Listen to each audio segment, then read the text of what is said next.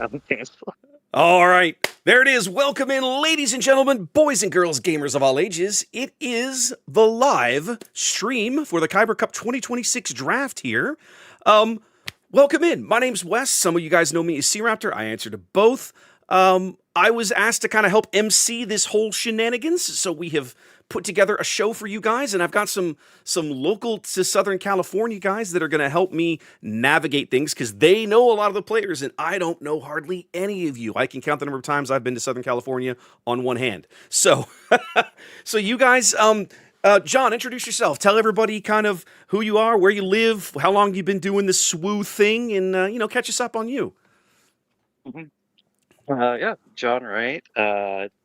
Don't don't know all of you as well as I ought to, but have been playing Star Wars here in San Diego uh, since the set released, and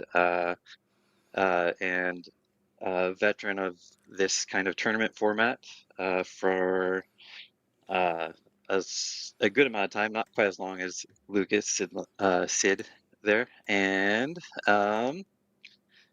yeah, happy to join you all. Thanks for being here this morning.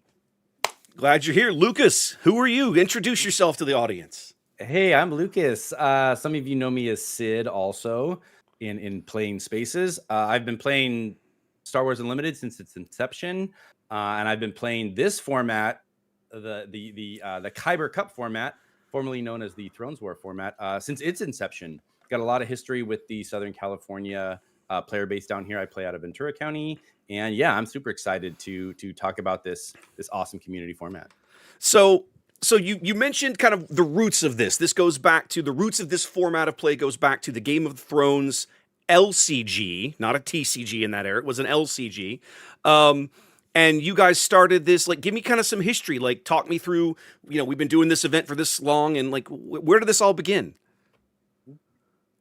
Before we go, I just see a note from Ryan here too. It looks like the draft is going faster than normal. So we thought we are gonna have about 10 minutes. It looks like they might be starting quicker than we thought. Okay. So okay. Well, at the moment, I have the sheet up to keep an eye on when they actually fill in the current player. We'll know what's going on. yeah. I just want to give you all a heads up. No, that's good. I appreciate it. Mm-hmm. Yep. Anyway, give me the history. You're muted. Why are you muted?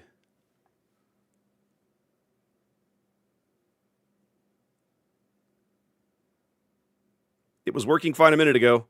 Oh, hello. There it is. Okay, you're good. I don't know what happened there. That's Maybe okay. I touched my mic. That's okay. So the original name for the format was Thrones War, which was an acronym for Weekend at Ryan.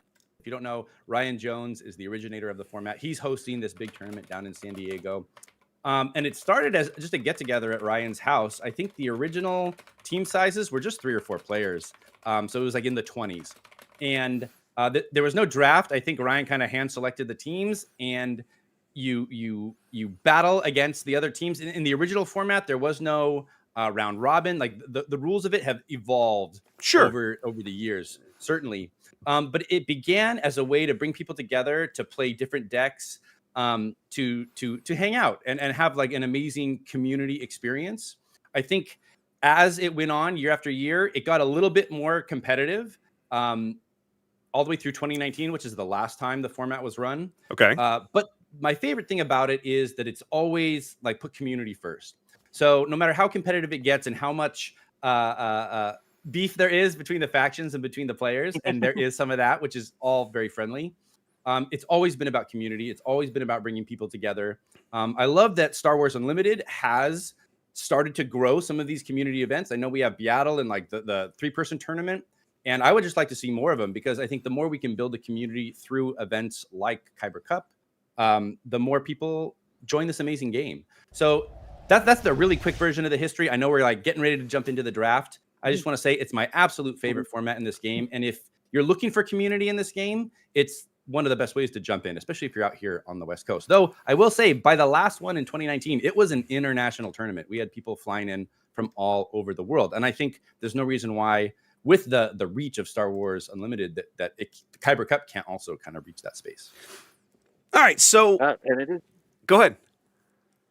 I think it's noteworthy that, to me, that there are people that participate in the Thrones Wars events that are now flying in from around the country to participate in this Star Wars or Kyber Cup event going on just because of the format and stuff as well. And so, yeah, it's just fantastic. The most fun you can have, I think, playing cards because it does put that um, community aspect, team aspect.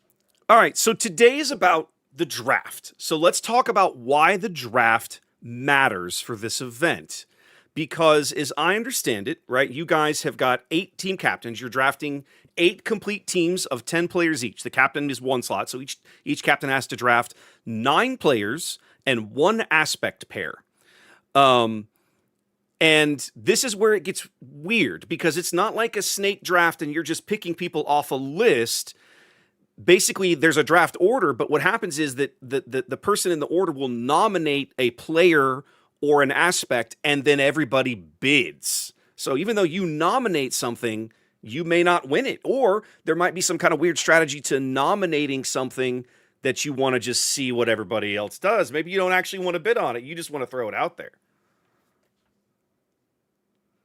Yeah, and you're really trying to put together a whole team aspect and players thing as well. So it's not having that set money pool. Like the bidding is less about like the value to the player and balancing like, we know some of the aspects are going to do better in a tournament against others, but if you pay a lot for one of those high price color pairings, you may not end up with people that are as proven in a tournament setting against other teams. And so how does maybe the deck quality versus the player experience, and how do those balance out in a tournament?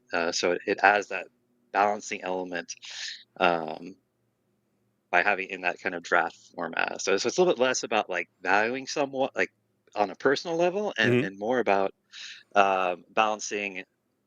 There's like an inherent unbalance to like a lot of the decks you'll get in a color pairing, and so having in a draft format really gives that sort of balance to that sort of aspect of the tournament. Well, and that's the trick, right? Because it's not as simple as, oh, I picked an aspect pairing, everybody go play whatever busted leader is in that aspect. Only one player and in the team can play with any given leader that matches the aspect pair that their team has successfully bid on. And so it becomes real interesting. And we'll talk more about this later. I was looking at like Cunning Villain is a real good example, right? They already have a smaller leader pool inherently because they only got 1 leader in the latest set, and then 2 of those guys are on the ban list. So do you know, are you guys playing the event under the premier ban list? Are Django and Boba like kicked to the curb as well? They are. Okay. Yeah. So and I think that this is an opportunity to see if that's kind of the right way to go forward. I think it's right for right now. For right now, you stick with kind of what's currently legal. I think it makes the most sense. Yeah.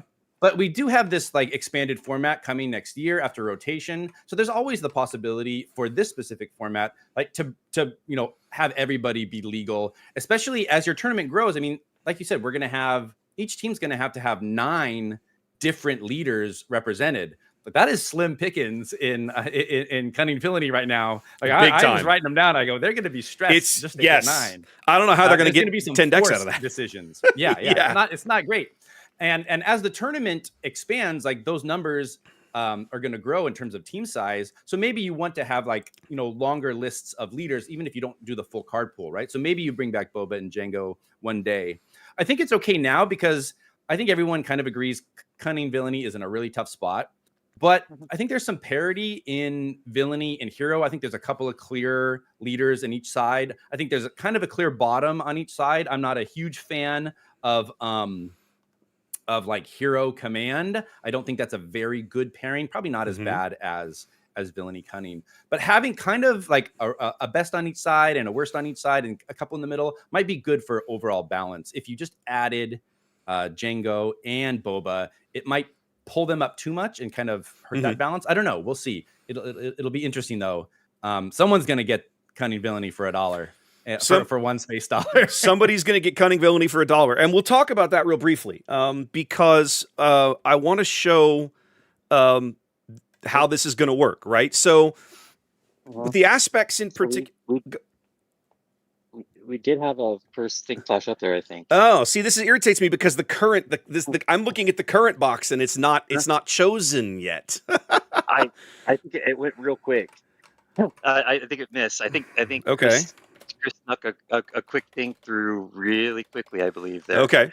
All right. Well, maybe an uncontested bid even on his initial.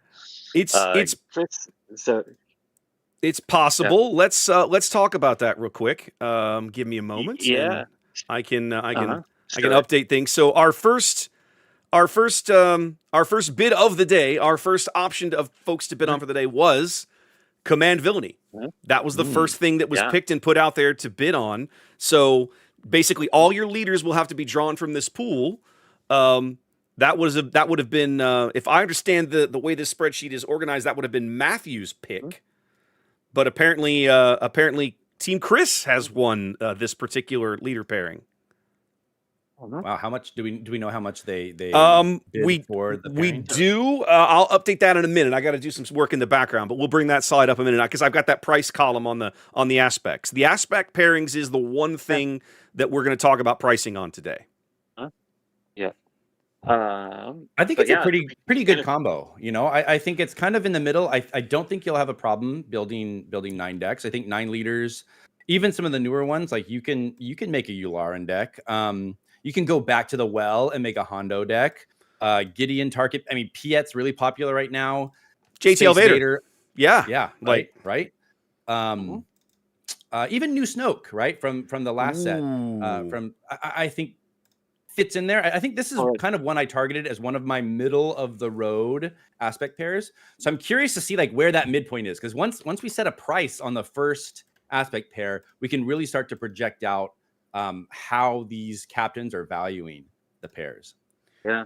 Well, and Chris is a veteran of the war format, and so my guess is probably got a pretty good value on an aspect real early here, and now is going to have a good budget for the remainder to fill out the rest of his roster for this team. All right. I don't have the value up yet. I got it. But it didn't update. That's my bad. That's my bad. Hold on. Hang on. I'll put this back for a second. I've got it. There's an extra step that I know I have to do here and completely forgot about. No problem.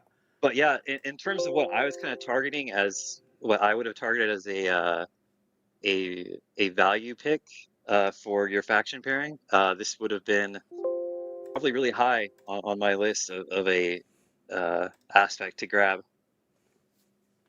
20. Okay. There it was.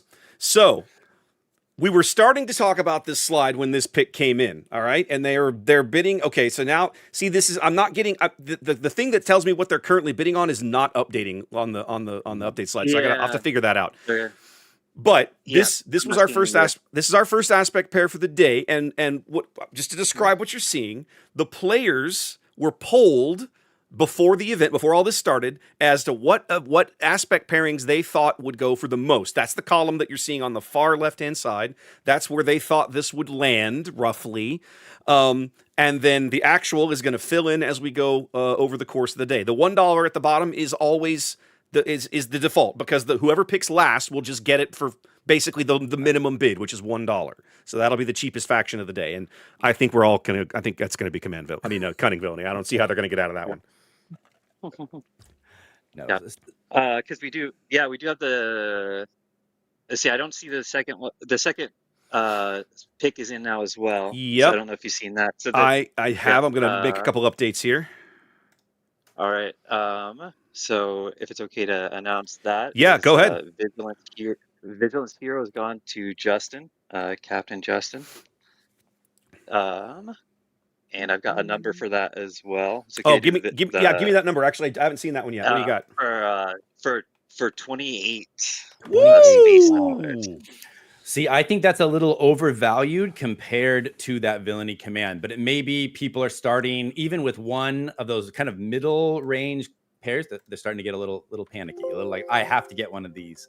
Because because you don't want to be the Yeah. last one holding the bag on villainy cunning. But wow, 28. I don't think I value them that much higher That than villainy command. that shocks me a little as well, partly because like there are some, I mean, there's a lot of good leaders in this pairing, but it is not a simple pairing to build decks with or pilot with, right? You're talking about set one Luke, you're talking about Rey, even Yoda, as good as he is and as popular as he is right now, is not a deck anybody can just pick up and run away with. Like, it is not that simple. It's going to take some, whoever ends up with this pairing is going to have to put in some work to make sure that everybody's, educated on their individual leaders, whatever they end up playing.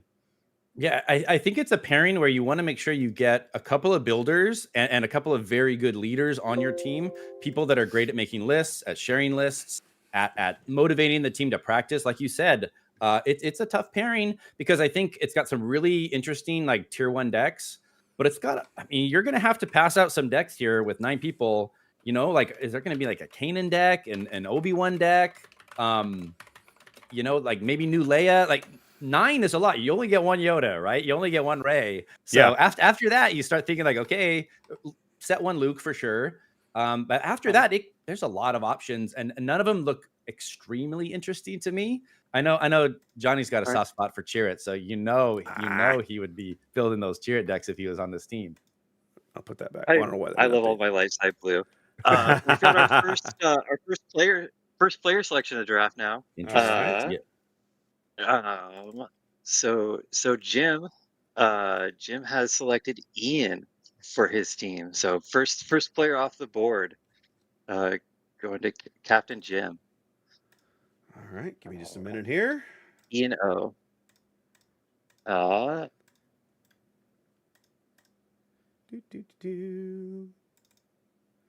right, and then let's. Now, we'll get to show off some more of our graphics. Yeah. We've got. Here. Oh, this is you're gonna love this. You're gonna love this because then we can talk about. There's Ian. Ian, yes. And Ian's one of my favorites from our local Discord, as I believe our stats guy, who whenever we need stats and graphics and just all kinds of things updated, I just love and appreciate. So, and I think that also is going to show up in a lot of ways that on top of the skill in the game, just wonderful as a team aspect, like can contribute all kinds of things to what you're contributing in a team as well. So really, really useful, wonderful build around. I understand why Jim has grabbed him. And I don't know if, I can actually. Is Jim one of our captains with an aspect pair yet? He is not. He's not. Okay. Not. So now, and based on that card, it looked like he really favored like villainy, vigilance. Mm-hmm. I think the last aspect was cunning. So, pay attention, captains. Pay attention to those cards. It's really important to pick players that are familiar and feel comfortable in those aspects. Yep. I mean, you can always coach somebody up, but I've been a captain many times in this format, and you want to listen to players when they say, I prefer these aspects, because those are extra wins. Those are extra wins because they're comfortable with those decks.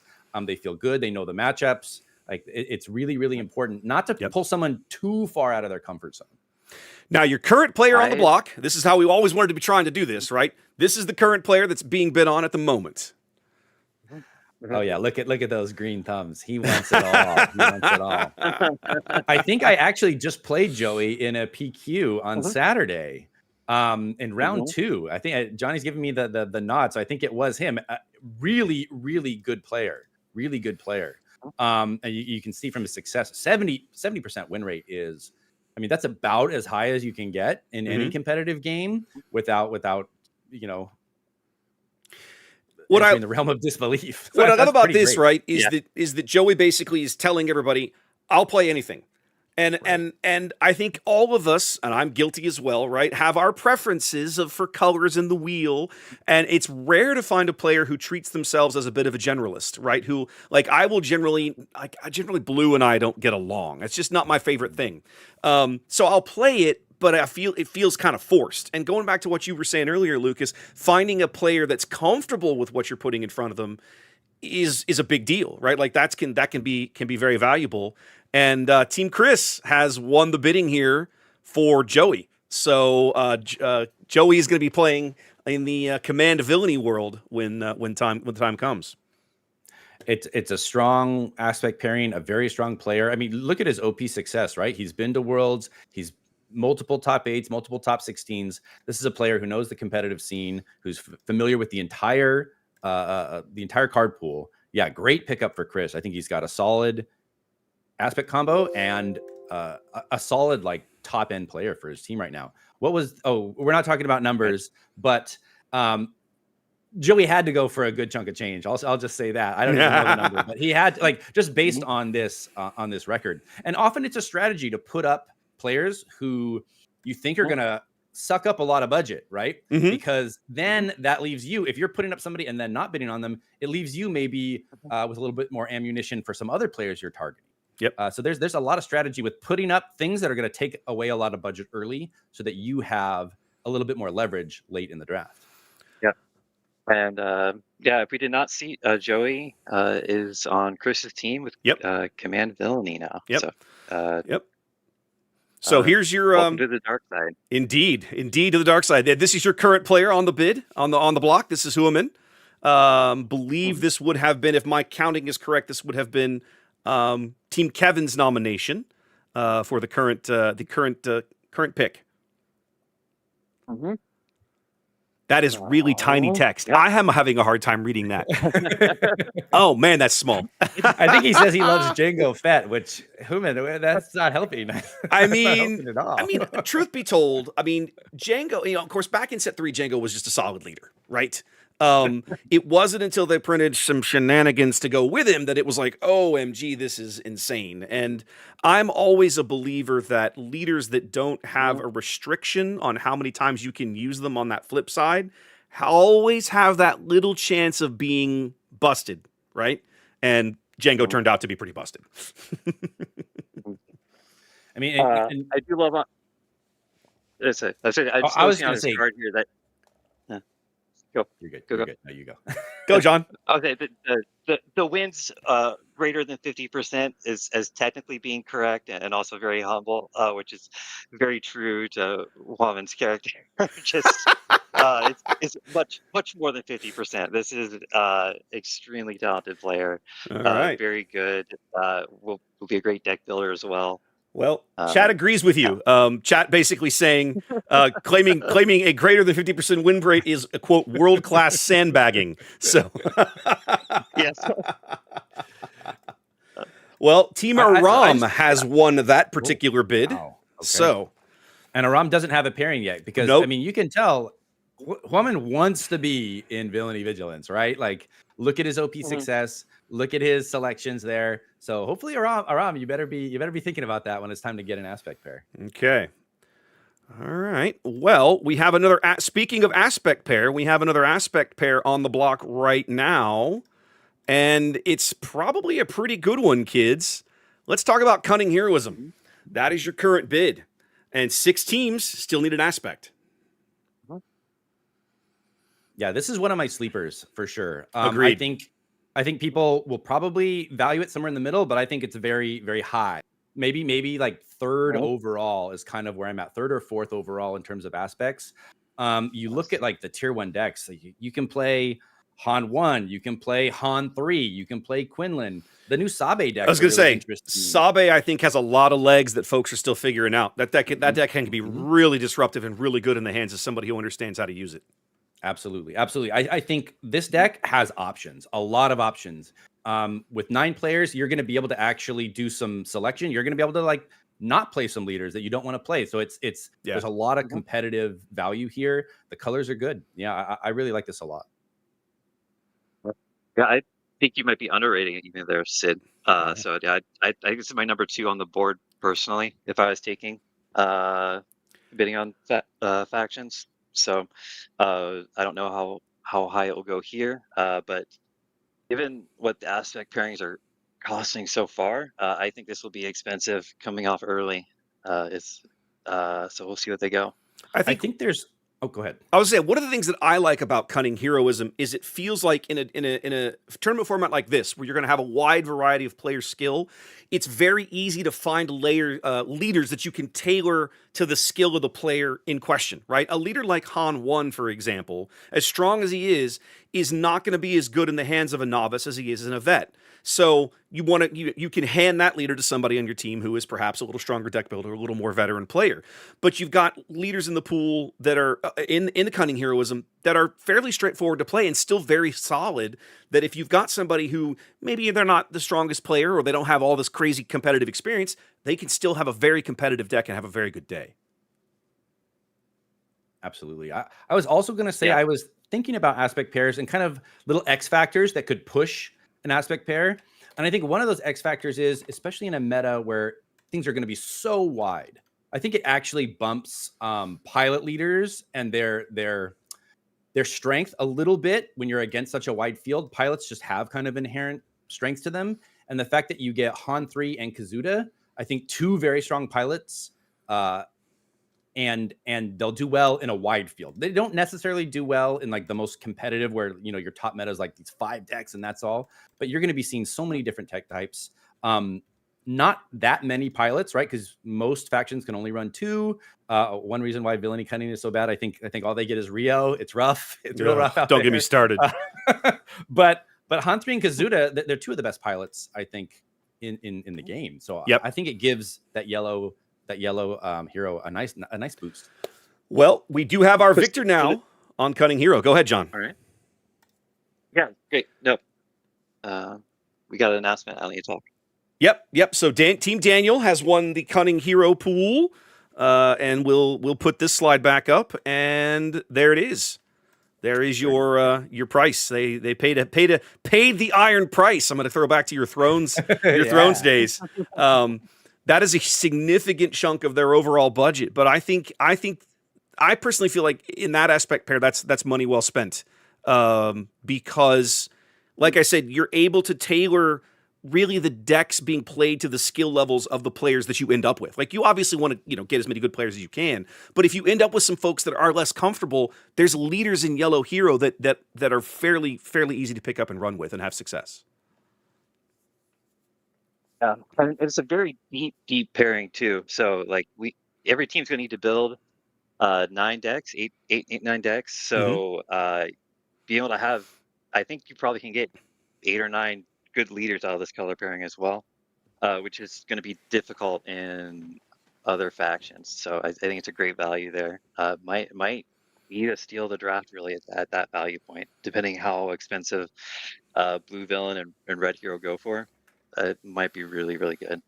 Now, I want to talk real briefly about the fact that we're 3 aspects in and nobody has put red hero on the block yet. Like, that really surprises the crap out of me.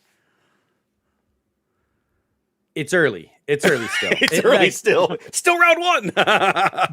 This is usually the way it goes. You see aspects kind of go pretty quickly with some of those top players kind of being fed out there because some people are trying to get a little bit of a bargain on their aspects and hoping some money goes to those top players. I think we're going to be seeing those other factions, those other pairs come up really quick here because you don't want to be left not knowing. It's tough to really fill out your team when you don't know your pairing. So they're going to go quick, I think. Yeah.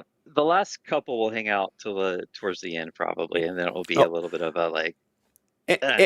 Once the top 7 are picked, there's no reason to pick the last one. Just wait till the last. Just pick all the good players you have and just get stuck with what you're stuck with, right? All right. Looks like Team Carter has put Paul up for bid here. That's your current auction. Looks like a great candidate for a Vigilance hero team. I mean, definitely thumbs up on the hero. I mean, so you got 2 of the hero aspects gone already. Both you want to believe that both of those team leads are maybe leaning into this one a bit. Then again, both. I mean, you're still looking at aggression hero still out there. So maybe you can pick this guy up and sneak in aggression hero when it comes time for your pick. I don't know. We'll have to see. I love a huge shout out to Ryan, by the way. one of your TOs, one of your organizers, he did a ton of work creating these little graphical cards for us to use. And they make my job so easy because I can make the whole thing look good. And he's done all this work in the background, and all I have to do is steal it, and it's wonderful. so huge shout out to him for making this happen. Now, one of the things we didn't ask this. Go ahead, John. Well, I was saying, just Brian's developed this like over years, basically. So this is kind of, he had a template he used thrones that he's kind of, So now, yep. The tournament is focused like Southern California-ish, but you guys have got players that have signed up from all over SoCal, like LA, San Diego, and so on and so forth. Where are you guys located, John and Lucas? Are y'all both San Diego? Are you LA? Where are y'all at? I'll let John go first.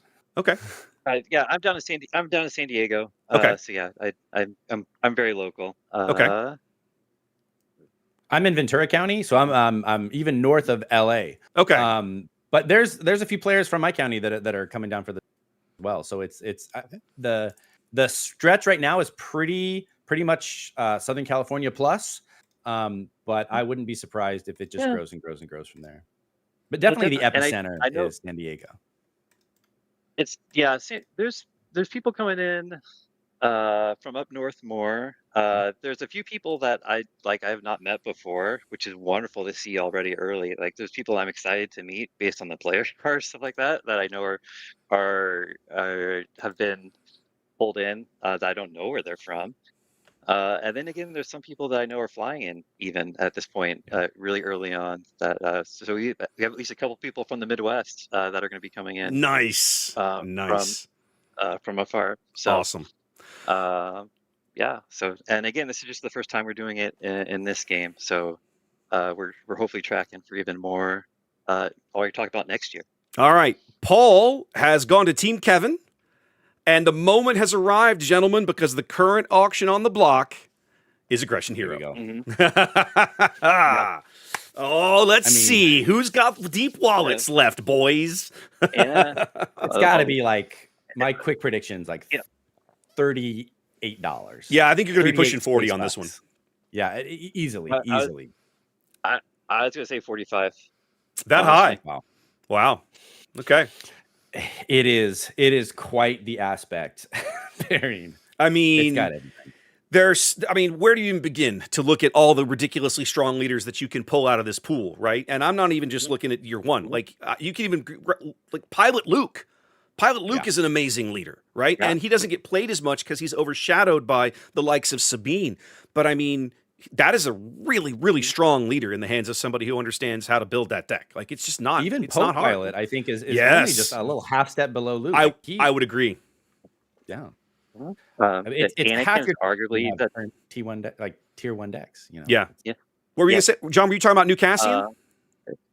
No, Anakin. Anakin's probably the second best deck in the meta right now. Yeah. And it's the third thing you all thought. You see my point? Yeah. It's crazy. And there's just so many good ones. And the thing is, there's a lot of other very good leaders that are kind of pushed out just because the top end is so very good in this color pairing. Like there's a lot of very other playable leaders that you could use that people just don't because there's better stuff there, which is a very good thing to have in this format as well, because you need to have a lot of different decks. So, we have a winner. All right. Team Matthew has won the bid for hero aggression there. 33. So fairly reasonable. Fairly reasonable. My gosh. Not as high as I was expecting. We've got a front runner. Yeah. Not as high as I was expecting. In this format, so many wins are bought with the aspect pair right there. Like in past times, we would try to estimate, okay, how many wins are total do we need to win this tournament, right? Because it's a long tournament. It's lots of matchups. Like you can look at like past tournaments and say, how many wins does it take? And we would calculate just based on like your aspect pair, just based on like the faction your team gets. There's a lot of wins just associated with that. You can put hero aggression in the hands of a lot of people and they'll get you 4 and 3. Like they'll just do it. Even people who maybe don't usually hit that number, and people who are very competitive are going to crush with these colors. So I think that is an insane steal. That's really strong. That's gonna. Yeah, I'm with you there. On to the next player. We have Luis. Luis. I'm not sure. Everybody has a little differently. Do you guys know this one? Anyway, okay, fair enough. Currently on the block though. There's your current bid. Go ahead. Let's see. Top 4 Redlands PQ. Definitely a villainy player. No green though. I mean, tough because we don't have a lot of other villainy factions set up yet, right? We just have villainy villainy command. The one thing I was looking at, there are 12 players in the pool that have top 8'd in a PQ to be bid on, and Lewis is one of them. 2 are gone already. So now, obviously, that's not an end all for player quality or anything like that, but it is a pretty good signifier that someone can compete in a tournament. Also, to me, it's a really high percentage of like player caliber at this tournament. So if 12 of the 70 odd players that you're bidding on are top 8 caliber players at a PQ, that's a very competitive tournament already. Yep. But yeah, 2 are gone. This is another one of them. So that means we are a value player here. I think it's the kind of player our Hero Cunning team at least wants to throw a couple bids on. Our new Hero Aggression leader, even though they just spent $33, is probably feeling pretty good about that, and is maybe wants to throw a few dollars here, because it looks like a player who, yes, he's crossed out Hero, but sometimes you can force a good player to cross that line, because just based on some of these loves, Han Solo's number 1 on the love list. So yeah, if I'm Hero Cunning, I might say, okay, well, they might not have. Did you go mute again? Hang on. I did cut out for a second or two. Okay, it was weird. It was like he was talking like cut off mid sentence. That was odd. Yeah, it died on you again. Oh no. Okay. I think I hear it. I hear clicking. That's the entertainment value of the stream too. So. Oh, there it is. There it is. There it is. Okay, you're back. We're back. Okay. Apologies. I'll try and keep an eye. A little red light does pop up when it disconnects, and I'm not sure why. Yeah, that is odd. All right, let's see. I was talking too much anyway, so okay. Well, Luis went to Team Carter, so let's make an update over here. Let's see. Got to get to the right slide. There we go. Yep. And every captain has at least one selection done now. Yep. So those teams are starting to take initial shape. All right. Your current player on the block is Ezra. A very Star Warsy name now after Rebels. Yeah, absolutely.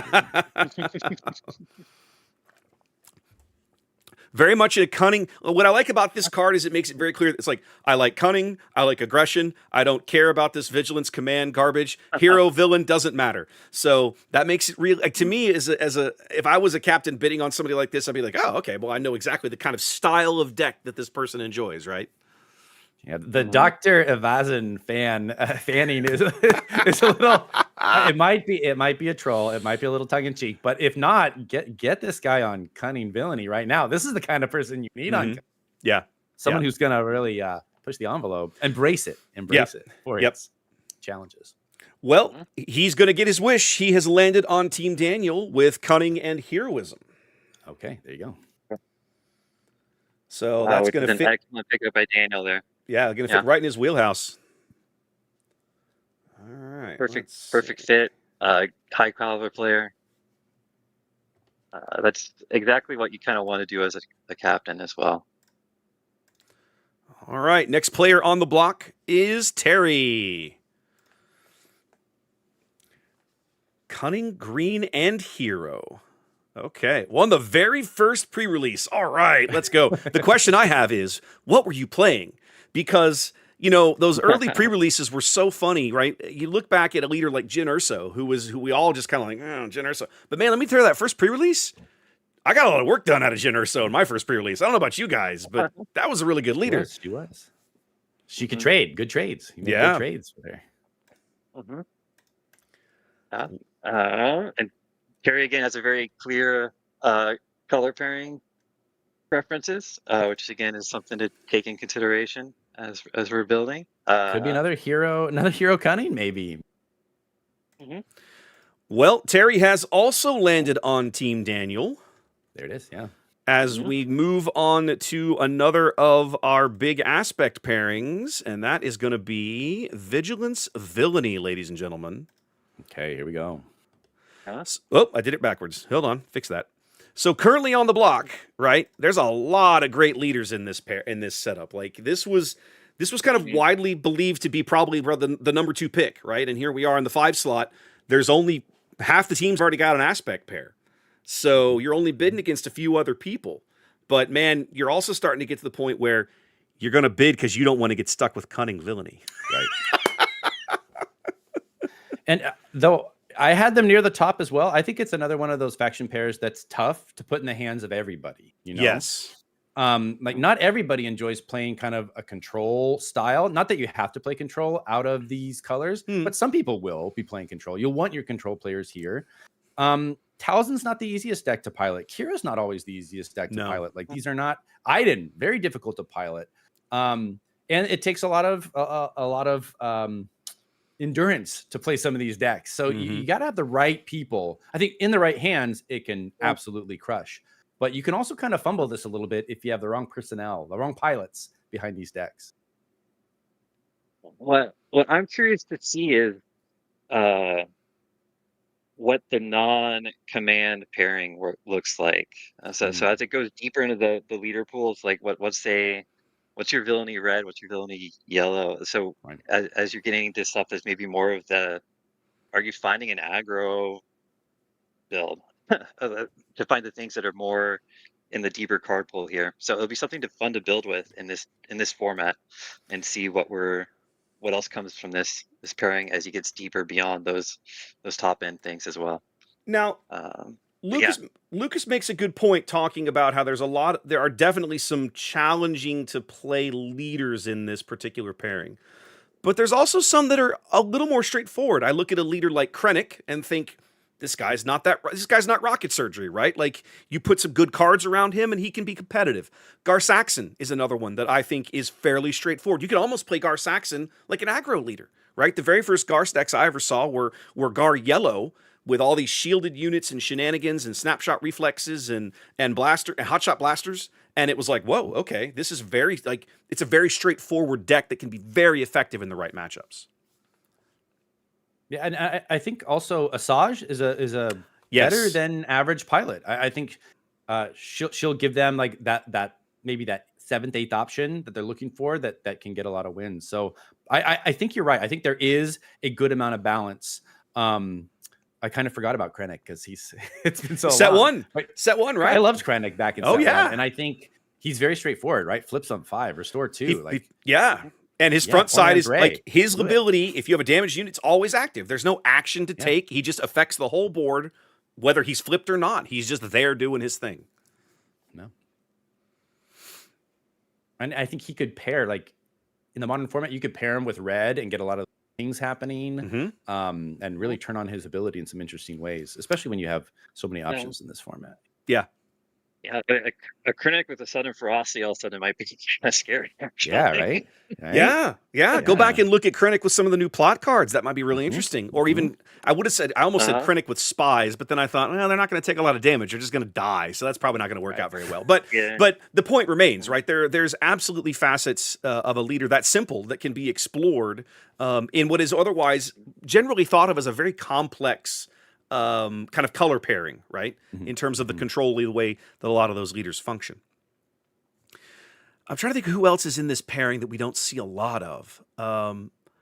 New Jabba hasn't really... Go ahead. Yeah, I was gonna say Java. Yeah, like he hasn't So really made a break into Premiere, but he's very strong in the mhm, limited format, right? So I'd be Yeah. curious to see if somebody yeah. wanted to take a role on that. Um, who were the blue villain leaders? It was Um, Talzin, and in set five, it was Talzin and I think Kylo. oh there's I mean Kylo. Yeah. Kylo, I mean, I mean, yeah. a lot of I fun can be wonder if had there. Aram Mhm. I wonder if Aram is really making a bid run at this right now. We're taking a long time It to settle who's is. We getting could it. This be one's this pushing. this one's definitely getting some action. We've been here for a Yeah, minute waiting for this one to yeah. finish up. And as we were talking about it, like I said, there's only 4 people bidding on this, and nobody wants to get stuck with Cunning Villain. Right. So it's a question of how badly do you want to pay for it. And that's I think we're going to see more of that over the next couple of aspect pairings, because once this one closes, right, you're down to Command Heroism, Cunning Villain, and Aggression Villain. And Yeah. personally, I don't think Aggression Villain is all that bad. There's plenty of good cards in there you can build That's decks my around. deep sleeper. No, I really think it it's a is. great pairing. I'm with Yeah. you. I'm with you on that one. So I'm with you. We were talking kind of before the stream that heroism, command hero, and cunning villain would probably be the last 2 picked. Wow, you I'm not sure who bid him up, but Team Kevin actually wins this one for the low price of 43. Wow. Yeah. Wow. It Wow. really makes that hero aggression bargain feel incredible. Incredible. Because I don't think there's that much space between these pairings at all. So yeah, this may be an overpay. I mean, it's definitely an overpay for the field. We'll see if it pays off. Bold strategy. I should have had that as a soundboard. Bold strategy, Cotton. Let's see if it Right, works out right, for yeah. him. I'll have to work on that for next year. It's a lot. It's a lot. Mhm. Ooh, Chad also reminded me, Blue Thrawn. Blue Thrawn out of set 4 is a really great, Blue really Thrawn, great yeah, card. the copy the when Yeah. defeated. Yeah, is very good, very good. Yeah. many good cards out of that Mhm. aspect pair. So there's our aspect list so far. It's interesting to me that Yeah. the price has continued to go up. I expected them to start high and kind of hold and then maybe peter off, and we're seeing the total opposite of what I expected. So that's interesting.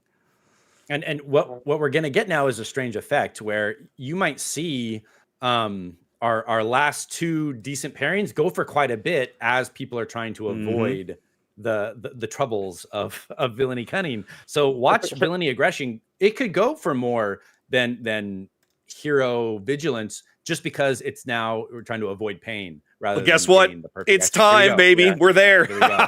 Yeah.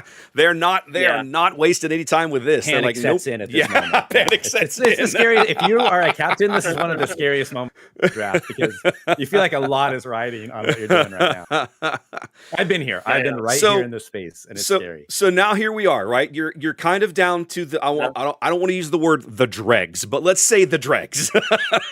You're an aggression villain, command hero, and cunning villain. You're looking at the bottom of the barrel. How high do you go to avoid being stuck with one of those last 2? Like, yikes. And you've only got 2 people bidding against you. Now, the other thing that's interesting to note, right, as I look over the lists, you've got teams, there's 3 teams without aspect. Team Jim, Team Carter, and Team Aram, still without aspect pairings. So far, Team Jim has the deepest pockets available, like in terms of funding left available to spend. But Carter is very close. So I wonder if that's where our bidding war is going to lie. It might be. Yeah, I don't know. There was one year for one of these tournaments that I came in and I was like, everyone knew what the worst faction was, and I was like, I think I can do it. I think I will take that. I will take that for $1, and I will just load my team with everything, and we'll be fine. And it's what I did. Did it work? Did it work? It didn't. Oh no! It did not work. Oh no! It was a disaster. Oh yeah, we tanked. It worked. It worked for one player. I had a world champion I drafted for my team, and Sam Bratz, who had won multiple Oh, yeah. championships.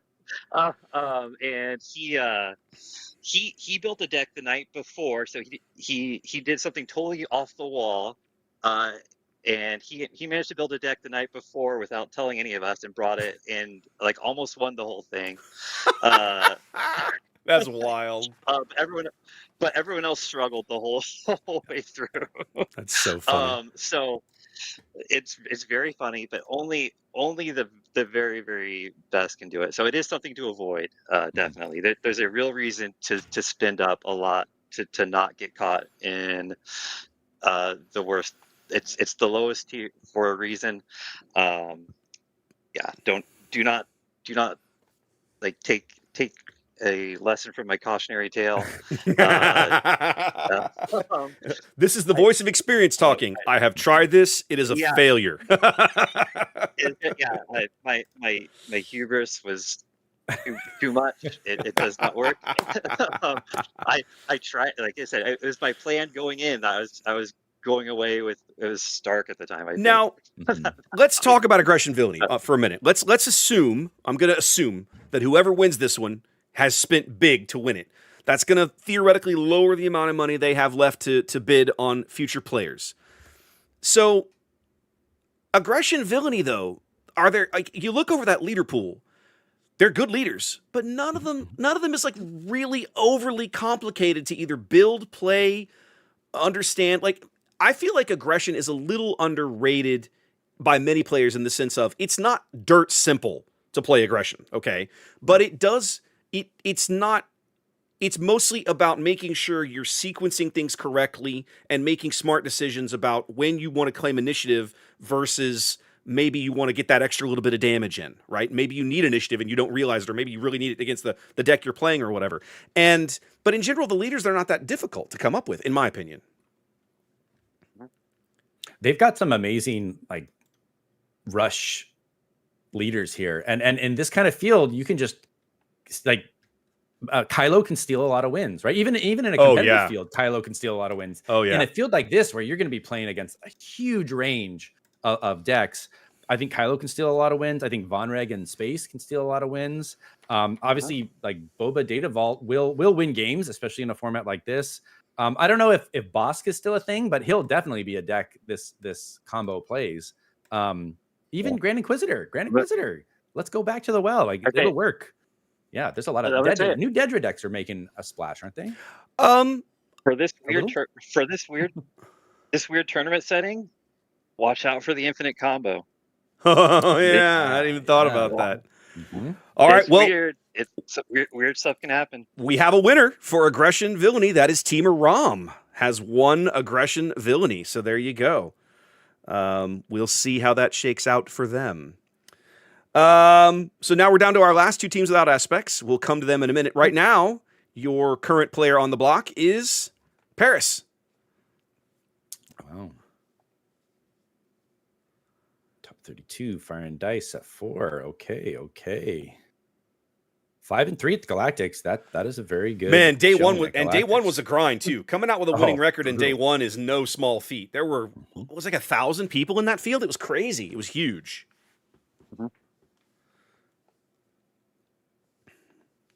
Okay. All right. This player looks very good. Do we have a number on the yes. aggression? I do have that one for you. My apologies. I can show you that. It was 36.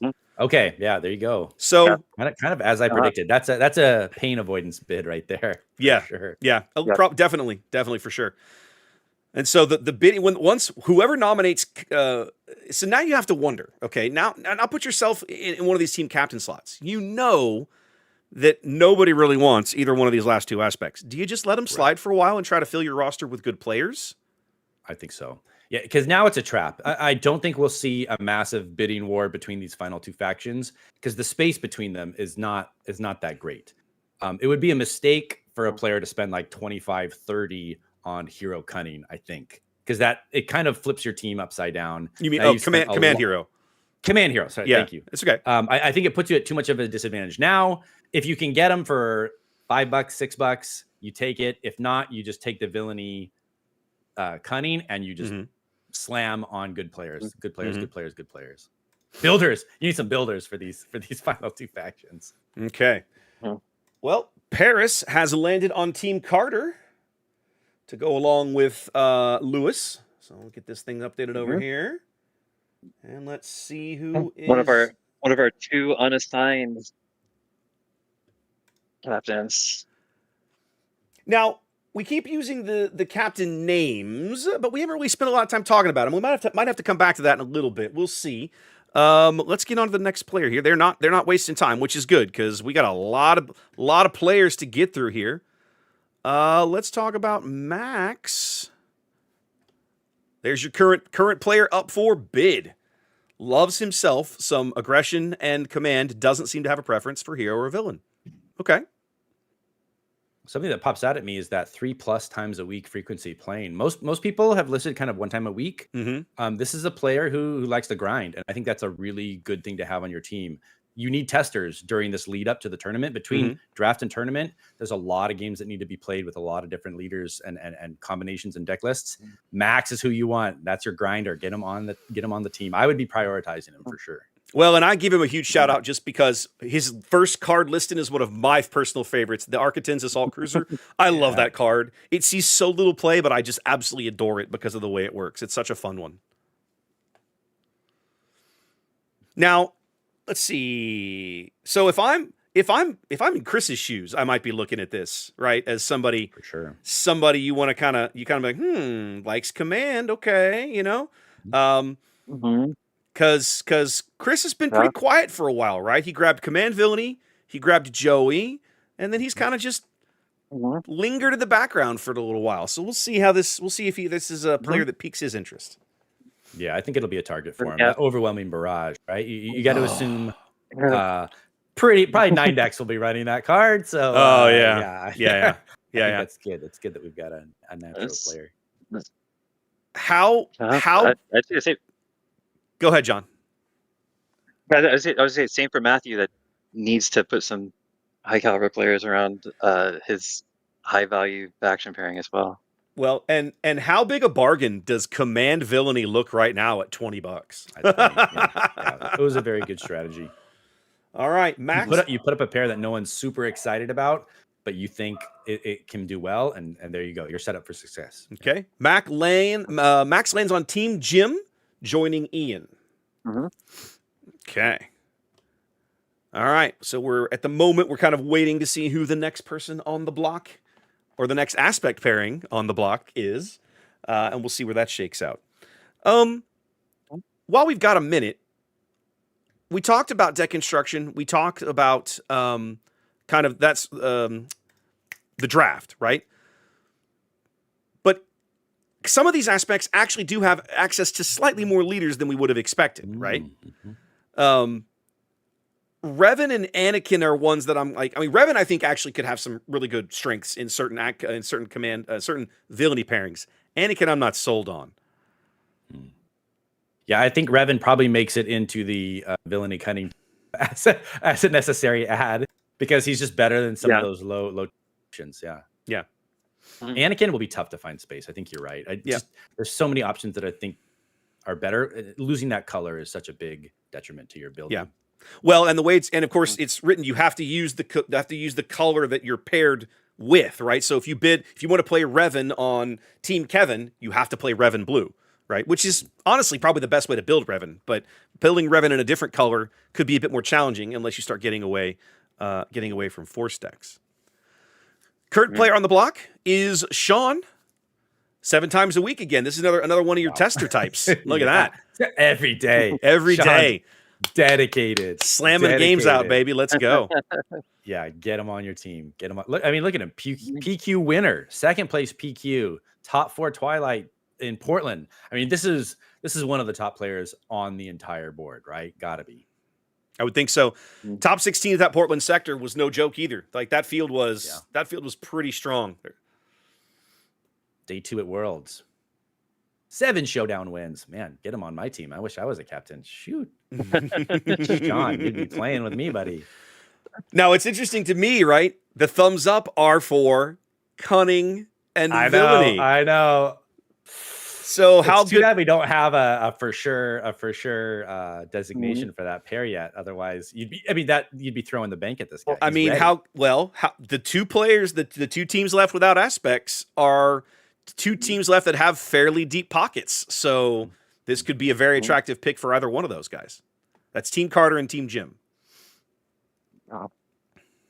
That is something I wonder if we're going to start seeing here, is if those teams are going to start filling out their rosters early now with some of these players that have the higher win percentage, have the proven track records and PQs and those kind of things.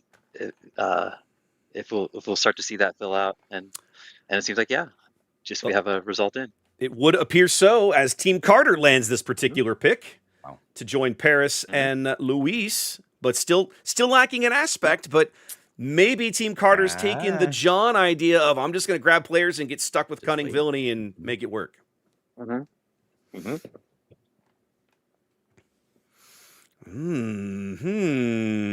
It is All fun. right. It's a exciting deck building challenge to take it that way. So the team will have fun kind of delving in, because the thing is, once you know you have what is decided to be the worst, like you get to, whatever you do with it, whatever you come with is going to be a surprise for people. And Right. and No so expectations. You're free. It's free, right? No one's expecting you to do well. Go any direction you want, which there is fun in that freedom. I think I've been on that team before, and they basically say, come up with the wackiest stuff you can. Let's test it all. Let's find new things. And that's an exciting place to be if you're a builder and if you like kind of.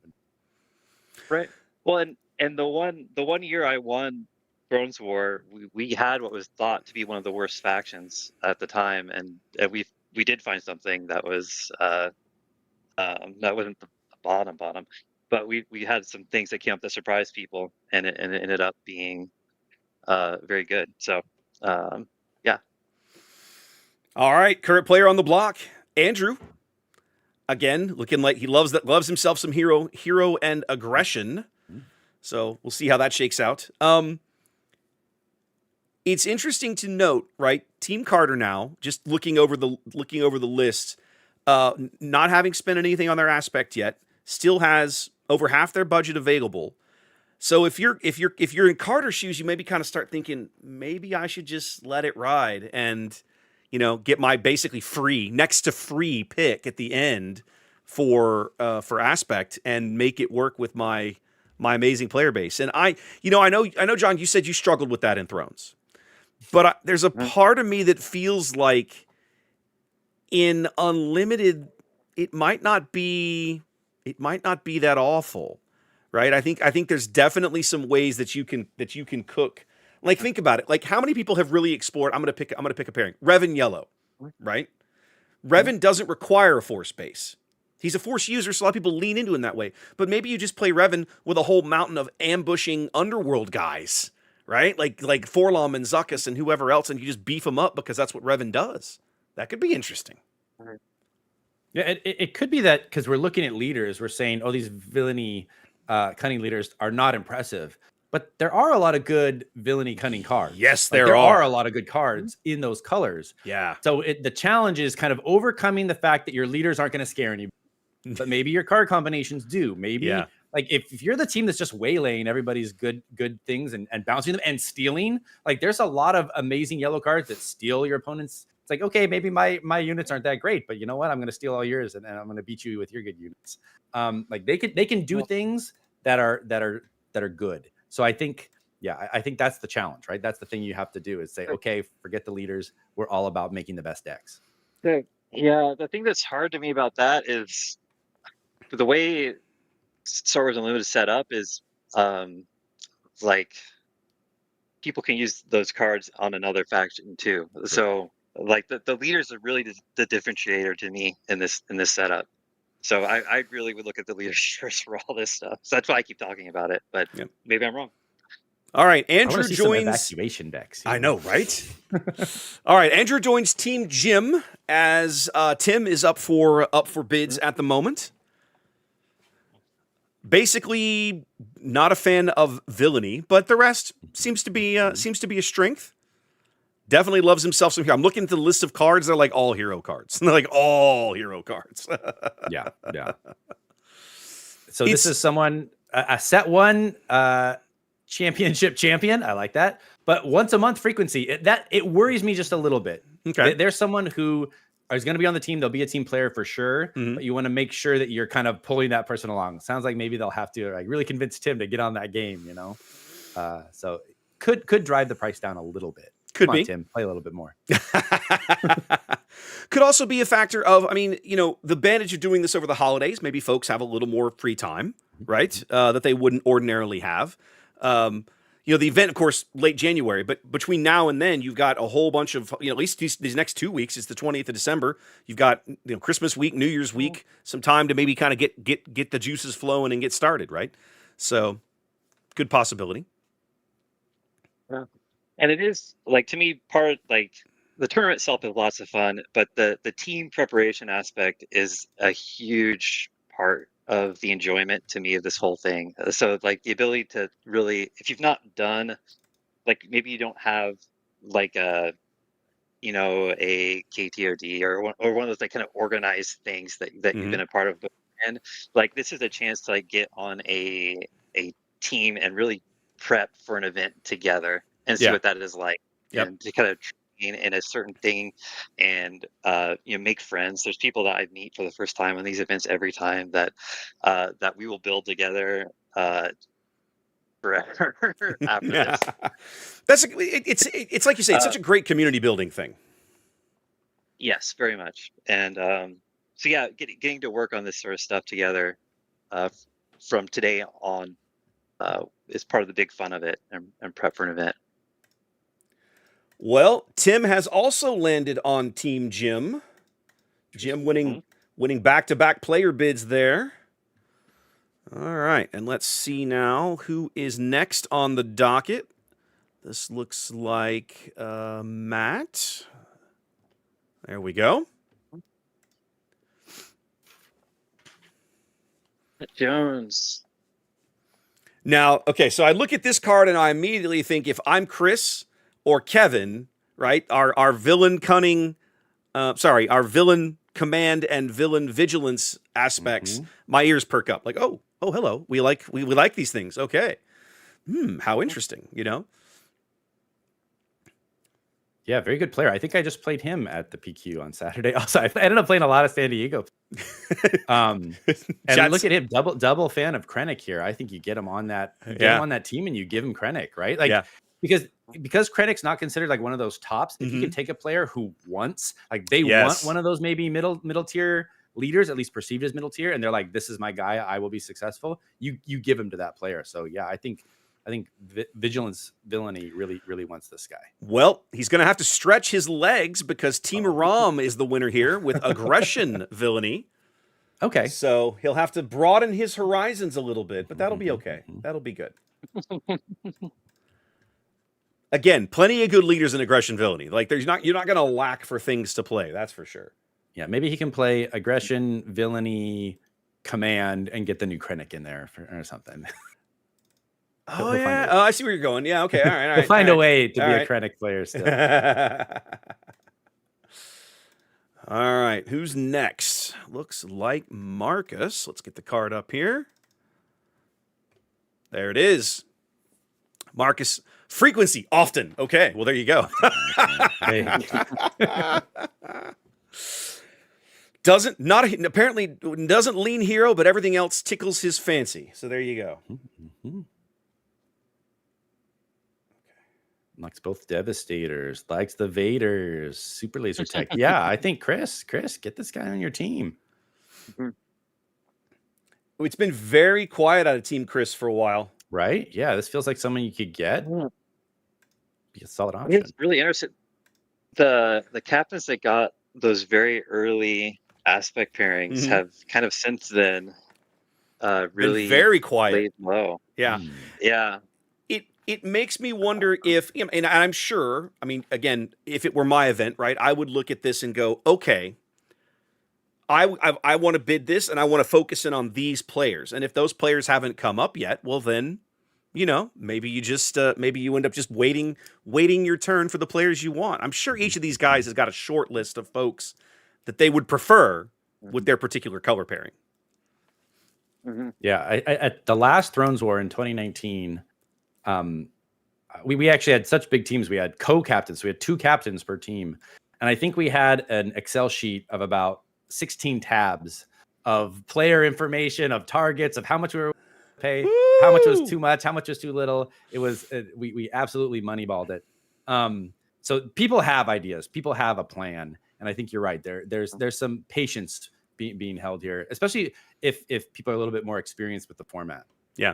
And Chris we called it. experienced. I didn't update them. Never mind. I'll fix it in a minute. Team Chris did win that particular bid. I updated it in here, but didn't push out the slides. So I got to do there's a couple extra steps here to update everything in the background. But yeah, Team Chris did win that bid. So it's like he was listening. We called him out and he heard. All right. Let's see here. It's All right, Mariana in the docket. Mariana. Yeah, Mariana on the docket. Yeah.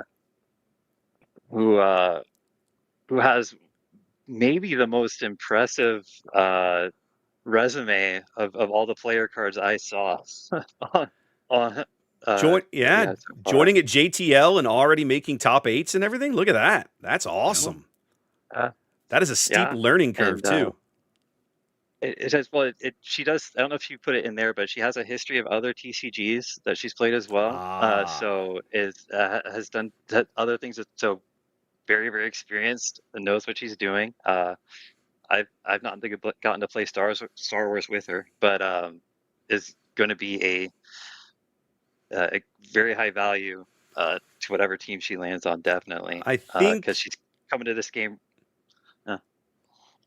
I was gonna say, I think if I'm Team Matthew, I'm looking at this one, right? Because he's got his aggression hero pair, but he has no players yet.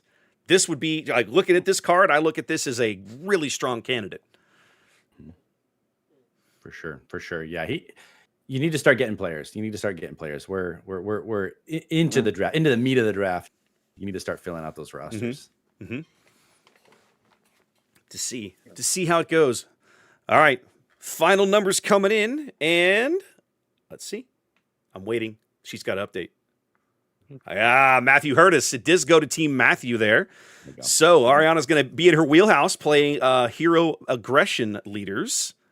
All right, there we go.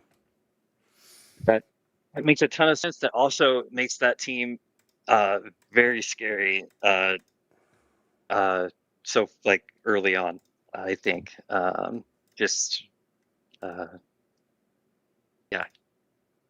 well done. There we go. All right, get all that stuff updated in the background. All right, next in the docket we have. Let's see. Let me get the right John. There we go. All right, we got John W. Oh, we've got our co-host on the screen right now. Here we go. I didn't realize. Oh, you're on the bidding list. Look at this. Yeah, this he's here. He is here. Look at that. Ooh. Let's see. So, John, tell us about yourself. Why should any of these people bid on you? Well, I actually am no good since force throw has been restricted, so you probably should ask. You had a crutch card, and that was it, huh?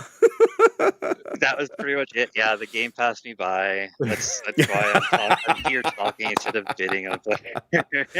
Look at that. Chat's already saying you're grossly overpriced. They don't even know what they're paying. You're like, no, this guy's. You don't want to spend that money on that guy. Guy's a loser. If you pay only a few dollars for this guy, you're getting a massive bargain. John is going to be one of the most competitive players there. He's hosting this thing for a reason.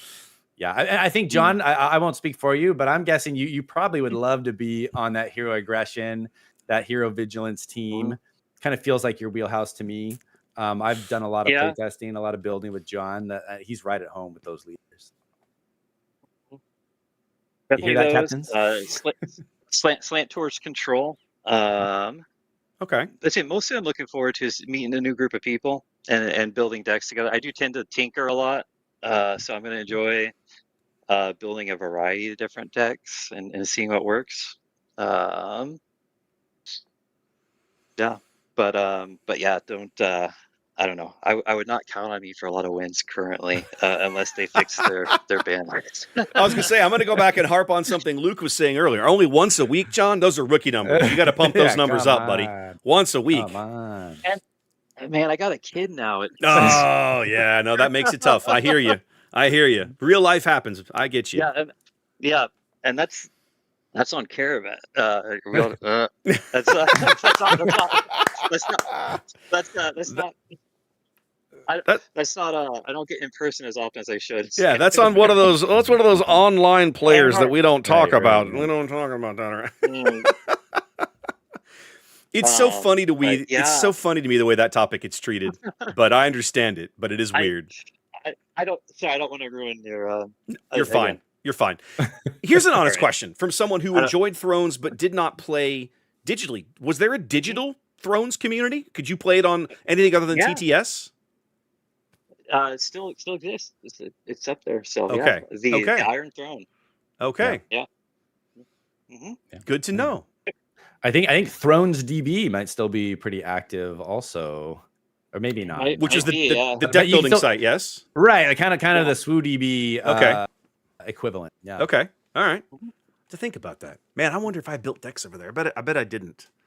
I bet I didn't. I bet I just did it all There's still by a hand or community. They're something. still Yeah. playing. I think they've got like a player community making cards and making sets Okay. and but yeah, SoCal kind of went with the went down with the ship for the most part. We Yeah. did.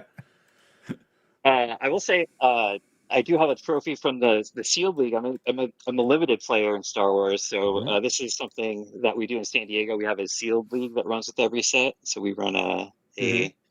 uh, uh, uh extended tournaments for sealed play every set, and so Okay. I was fortunate the last one, Nice. and so we have a shared set, and the name gets printed for past leaders, Awesome. or past winners as well. So Well, that's the one thing I've got on you my.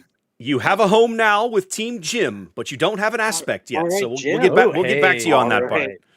right. You're on one of the I've underdogs, though. One of the I've I've got a feeling I'm gonna get to tinker around in villain You're villain gonna get to yellow. tinker all right. We just don't know which you're Yeah. either gonna be tinkering in command hero or villain cunning. So pick one.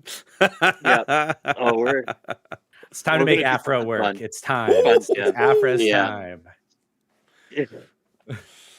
All right, I Joseph was up for bid here. Definitely loves him some villain. Who plays units? He says. Okay, we got our control. We got Well, our hard control. Okay, Kevin has to be just like, ooh, I haven't been on anybody in a while. Now, this will be challenged, though, because of all the teams out there, right? I'm looking across the board. Let me look at everybody's remaining funding. Team Kevin and Team Aram thus far have spent the most out of their available budget. Each of them have about 40% of their budget left to fill out 7 or 8 roster slots, depending on which team you're talking about. So they've got to get a lot of value out of whoever they bid on at this point going forward. They might not be able to get those players who kind of fit real nicely into their aspect pairs. They might just have to kind of grab what they can get. Like if the player seems good on paper, you say, okay.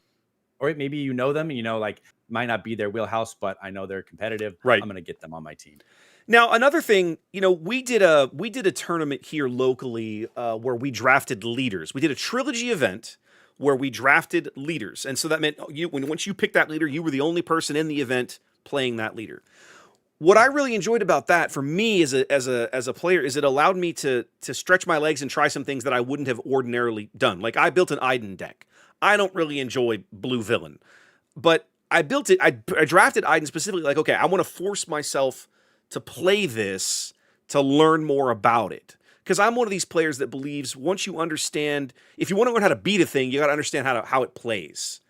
And so maybe there's an opportunity here for just across the board for anybody that ends up on a team that they're maybe not super keen on the aspect pair they're stuck with to stretch their legs as a player a little bit and learn some things, try some leaders and some cards and play some cards they wouldn't ordinarily because it's not their way, not how they would prefer it, but an opportunity to kind of just learn how to get better.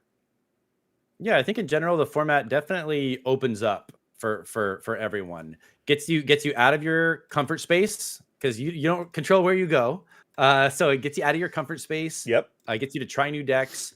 I always, when I was on a team, I would always tell my captain, like, I'll play whatever, and I will grind it. I will play test. Like I like the challenge. So if someone says these are our best decks, I'll say give those to the people who you think are going to do the best with them. Give me something tricky. Give me something different. I like the homework of learning a new deck, a new leader, really digging into the card pool. To me, it's some of the most fun of this format, because if you're just like, okay, give me like the best, hero aggression deck list we have, those deck lists are going to be played, but I don't want to play that deck list. I want to dig. I want to hunt for something that maybe only goes, 3 and 4 or 4 and 3, but everyone's like, wow, I can't believe that deck went 3 and 4. That's amazing.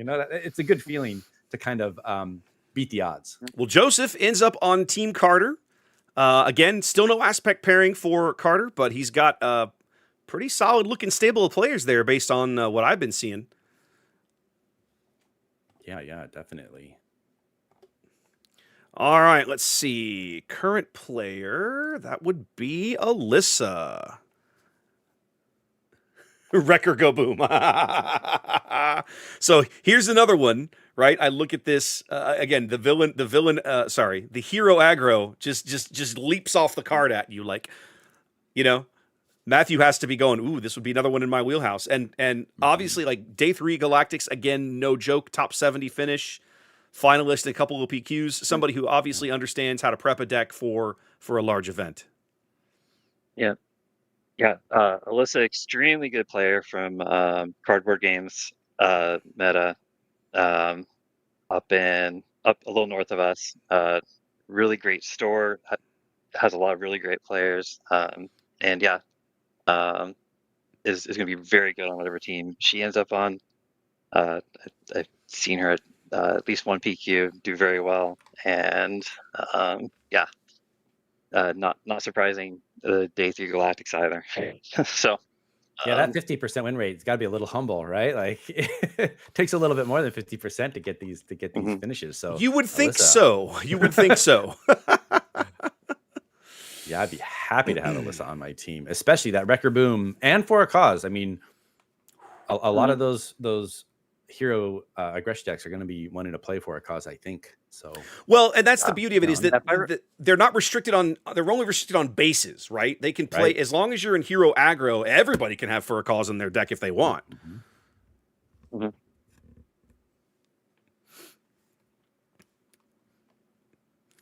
Taking a little while to bid on this one.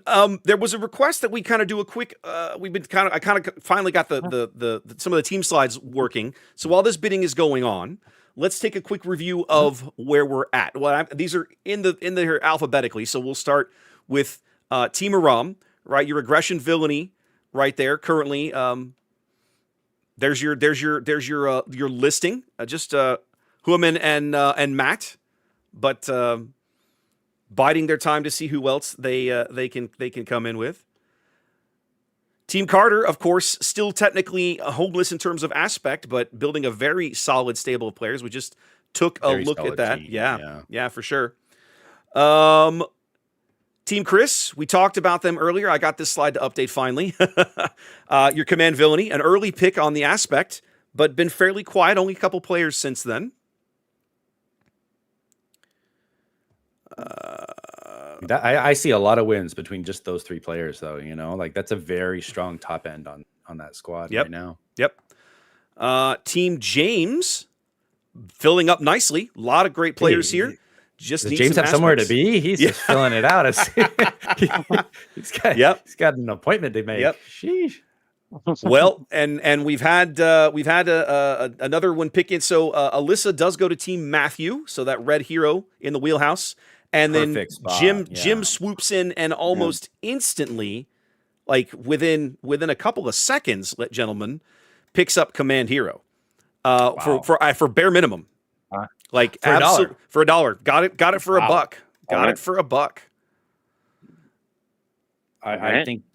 I kind of thought maybe we'd have 2 go for $1, just because what I said earlier, it'd be a trap to kind of outbid too high on whoever doesn't get villainy cunning. So I like this. I think hero command, they have their work cut out for them too, though, because I don't even know if they have a tier 1 leader.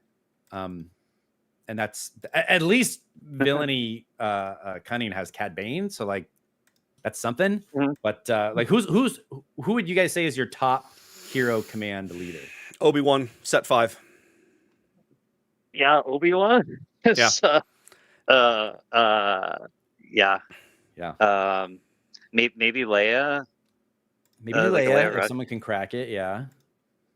Like Wedge as a pilot doesn't really excite me too much. I He's like okay. I like Wedge. Wedge plays very similar to like Sabine, right? It's a different style, a slightly different take on Sabine. You're just playing like your hair's on fire. How quickly can I draw Rebel Assault and smash you off the board? Like that's kind of how Wedge generally plays.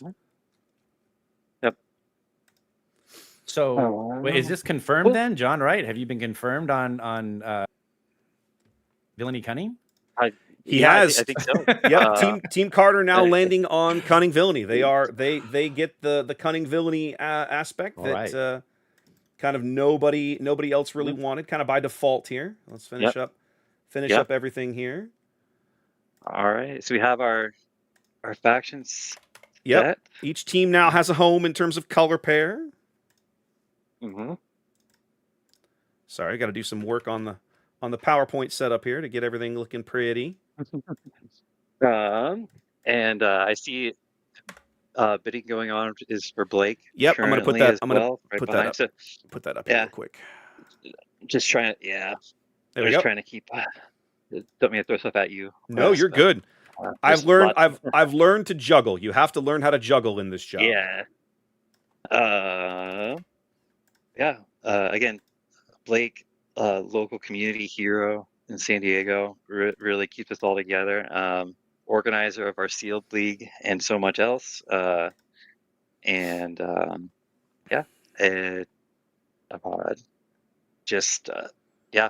don't know. Can't say enough kind things about Blake. Really is the thing, and is going to contribute so much to your team you get into. So. Well, he lands on Team Kevin with Vigilance and Villainy. Nice. All right. Now, good team. Indeed. All right. So Blake, I can't say Blake is a Gar Saxon loyalist. So well, now the happiest thing that Blake could get there. That has some potential then. So let's see. We didn't actually get to look at Team Kevin, so we'll pop them up real quick. That update. Stupid thing. I got to push it out. My bad. All right, we'll come back to here for a minute. There's an extra. I keep forgetting this little extra step right after I update something. There's a lot of. I do love that transition slide, though. It's very, very impressive. Okay, let's talk about real quickly. Vanessa is your current player up for bid right there.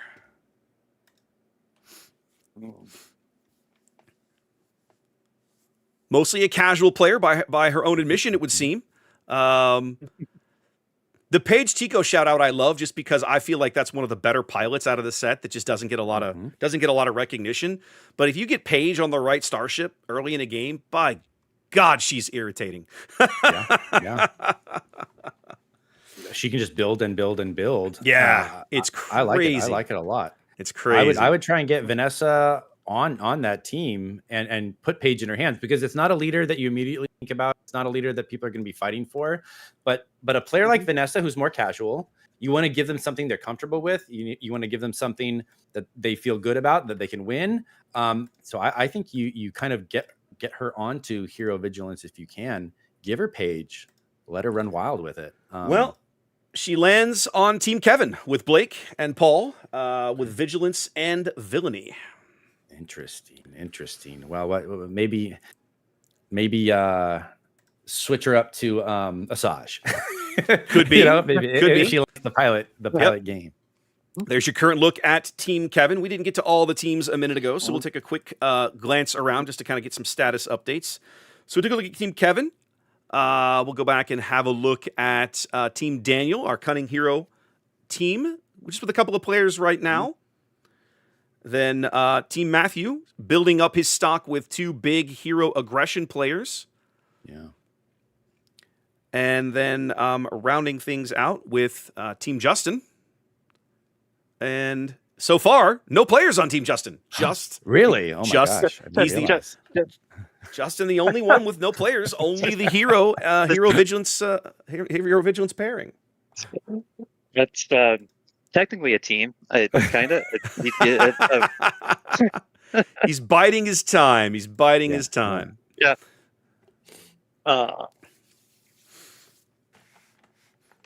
right. Current player up for bid. That's Tommy, and Tommy goes to Team Aram. He's going to get to enjoy some aggression villainy. I got to say, as an aggro villainy lover myself, I'm going to be super excited to see what you guys cook up in that aspect pairing. Because I'm always looking for a good aggression villainy deck.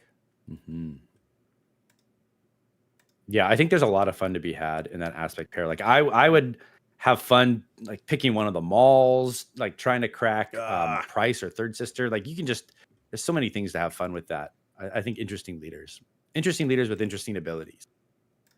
Yeah, there's a lot of variety in there, and even the pilot Von Reg, like you mentioned, Von Reg Yellow is not a deck you can just laugh off. Like that is in the right hands, that is not an easy matchup for a lot of different decks. All right, let's see. Where is Mateo? Mateo on the block. Just kind of loves to play everything. There you go. Plays frequently though. That has its own advantage. 7 days a week. Let's go. That's somebody who's dedicated in their online play, I'm betting. Because playing in person 7 days a week basically requires you to have somebody else in the house that plays with you. Right. Might be Mateo. Mateo had the best extended player dossier. Oh, I haven't seen the extended ones. What do you got? Bring it on. What do you got? Share it with us. From the Discord channel. I don't know how much. Is it fit for broadcast? Is it family friendly? So.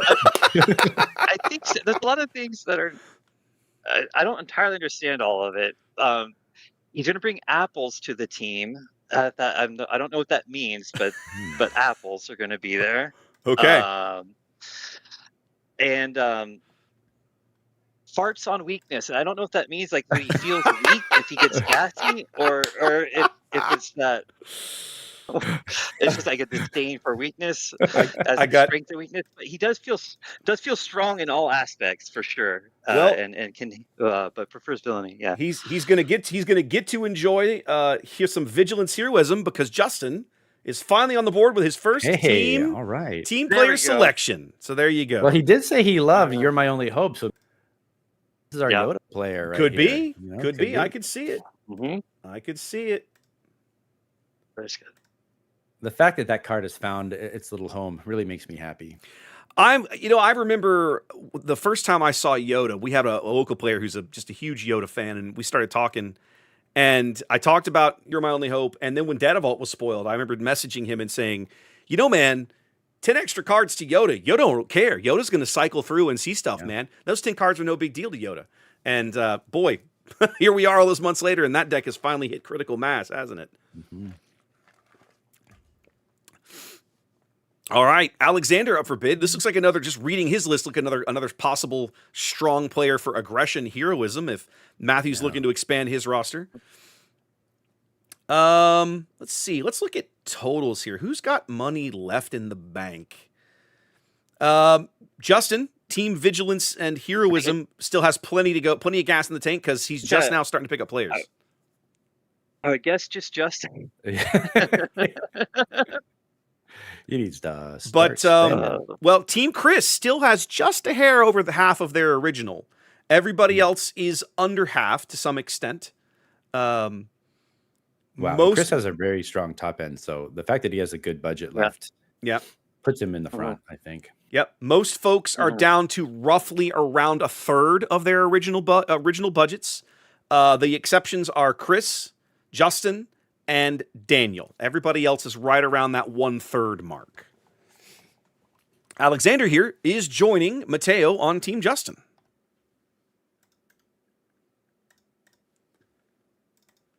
All right. And we are now looking at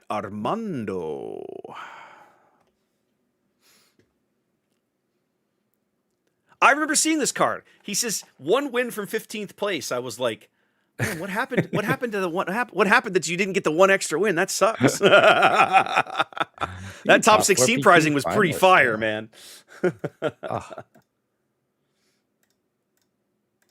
Darth Vader Super Laser Blast. Yeah, get him on there. Sounds like he's got a preference. I mean, Team Kevin's got to be looking at this going, this is my guy, right? Like, this is my guy. The question is, how much have you got left in the bank? Team Kevin, of all the remaining teams, Team Kevin has the least left. Least left available.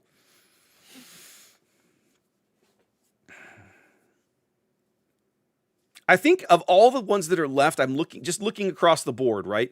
Team Jim, right? John, your team, has is again right at that 1/3 of the budget left, but only has 4 slots to fill, right? If you go over here and you look at that, right? Like, why do I have this wrong? I have this wrong. I've got these wrong. These pairings are incorrect. My apologies. This is heroism. I've got these put in the wrong place. This is your command heroism team. But bottom line, the per slot value is high, right? Say what? Sorry, finish your thought. No, I was just saying I've got to get that fixed. I've got these in the wrong place. Team Carter is the one that landed on. Yep. I got these backwards. That's my mistake. I'll get those fixed. But I mean, like, you only got 4 slots to fill. You've still got about 1/3 of your budget left. You got to feel pretty good about finding 4 more solid players in this particular pool. Yeah, or if he's got someone his eye is on still, he can make a couple of big buys as well. Ooh, well, maybe someone knows what.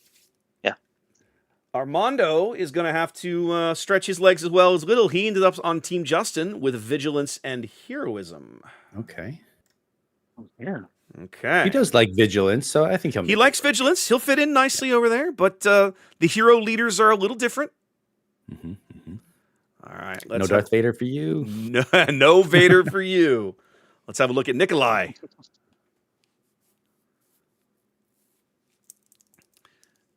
Okay. Plays a lot at Monsters and Magic. Couple times a week. Not a cunning fan. Those aspects. Yeah, likes a little bit of everything here, it looks like.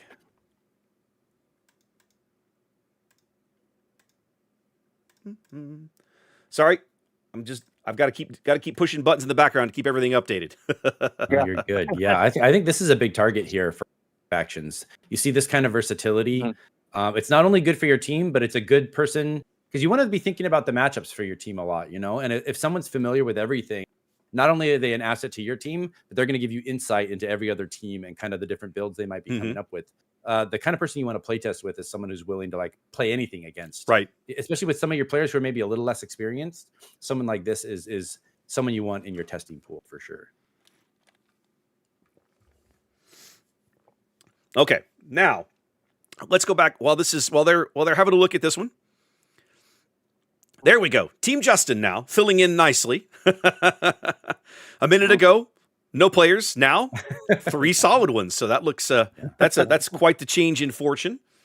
And then let's go look at Team James there, updated with the correct aspect pairing this time. There you go, John. Got that right. There you go. There we go. Looks like home.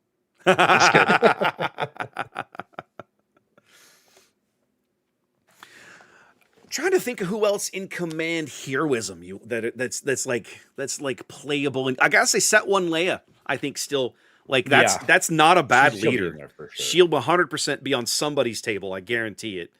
Who else was in? It was Hera. Yeah, I mean the list of available specters has grown, but that is a challenging deck to build because you have to figure out what you're going to pair it with. Like what other? Do we see like a Rex Unity of Purpose deck in there somewhere? Probably, maybe. Probably that deck had its moment, right? Yeah. Okay, I'm with you. Avar, maybe Avar's in there. If you need something, you all forgive me if I go into lockdown mode at this point, right? At this point, it's all team secrets now. Oh, I see how it is. All right, so we'll speculate, and you can just sit there like this. Yeah, he's got his Padme tech. He doesn't want to give away. I ain't saying nothing. Thinking. We had a local player put Padme on the table this week. I was like, "What are you doing?" He goes, I'm cooking. Go away. I was like, okay, I'm just Gonna make Twilight shine. Make Twilight Indeed. shine. All right, Nikolai You ends have up them on Team Gym send with me a you, DM. John. All Nikolai right, ends up Nikolai. on Team Gym with you. All right, let's see who we got here. We got Awesome. Andy. There we go. Bam, bam. Basically, keep him off the villain teams, and he's good to go. Yeah, right? Could be, Well, could shout be, out to Jar Jar. Yeah. could be a possible target here for Daniel. I think. Ooh, nope. Ends up on Team Justin with Vigilance and Hero. Justin's like, I guess a minute ago he was looked at his roster and went, I should find players, and now he's just slamming them out there. That does make you wonder if Justin just kind of outweighted a lot of other captains as well, and just knew what he wanted and just had to take his moment. Could be. Well, it's possible I just outplayed everyone. All right, next up for bid is Keanu. Wow, very, very clear. Highly specific, isn't he? Yeah. Chris has got to be looking at this going, well, let's see how much time I have got. Almost makes you wonder if this is Chris's offering, right? Because each of the team captains is make a selection and an opening bid, right? This would definitely be somebody on Chris's radar, you would think, with this particular card. Yeah, you think every other aspect pair's got to feel a little bit nervous about bidding a lot on Keanu because they're like, oh, wait a second, I don't think this is going to be a good match. Yeah. Well, let's see. As we look down the list, Team Chris is the team right now with the most still in the tank. Team Daniel, our heroism and cunning, just slightly behind. Everybody else still either right at or now below that kind of 1/3 mark of their opening original available funding. I suppose we should clarify, nobody's actually spending real money on any of this. This is just, we're using it as like currency just so that everybody has a fixed amount that they can spend. Probably supposed to call it credits or something like that. Yeah, we should call it galactic credits. I should have gotten the credit, the Star Wars credit symbol for this slide. Instead of dollars, I could have the little credit symbol, but oh well.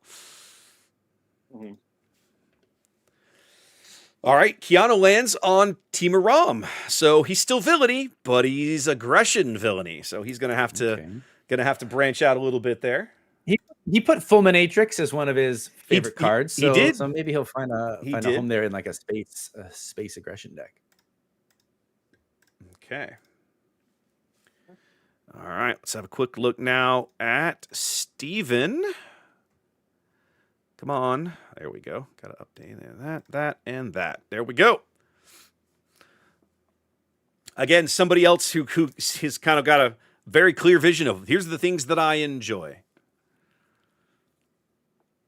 Okay. All right. Which, again, as a captain, helps a ton. Right?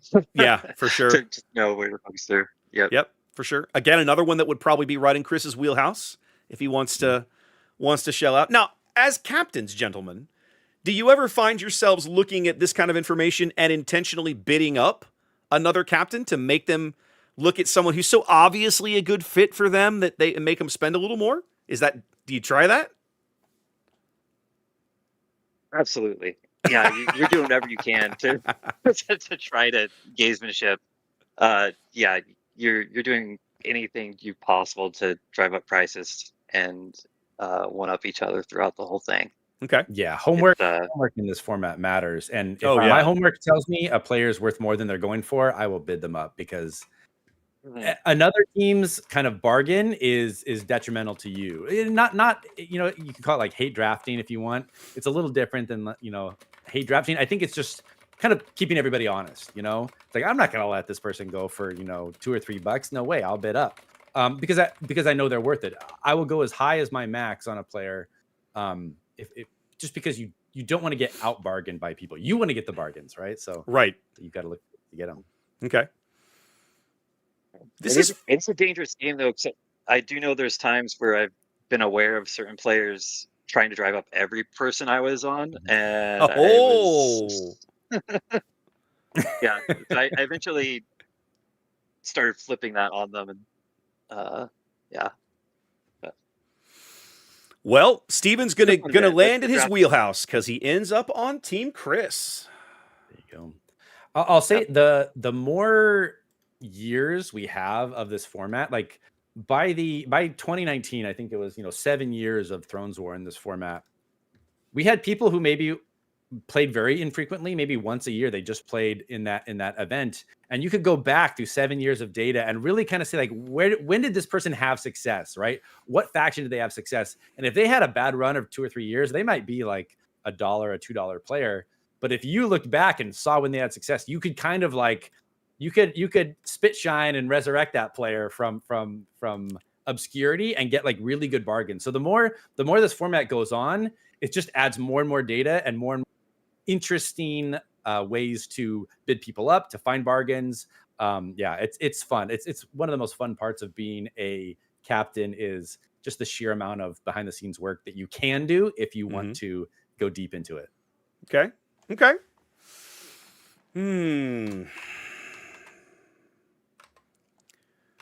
All right, Joe currently up for bid here. Let's see how this shakes out. Basically, just loves playing villain. My OP record is terrible. I love that kind of honesty, though, right? Like, he's like, look, I love playing. I have a great time. Some people are not like massively competitive. They don't necessarily enjoy the mental pressure or whatever of sitting in a room full of tournament players, and I get it. I think we've all been through phases where it's like, I don't really want to deal with this. Some people just don't ever want to deal with it. I don't blame them. But I'm looking at it. I would kind of try and get him on this villainy aggression. He likes Vonreg's Interceptor. I see Daring Raid, Fulminatrix.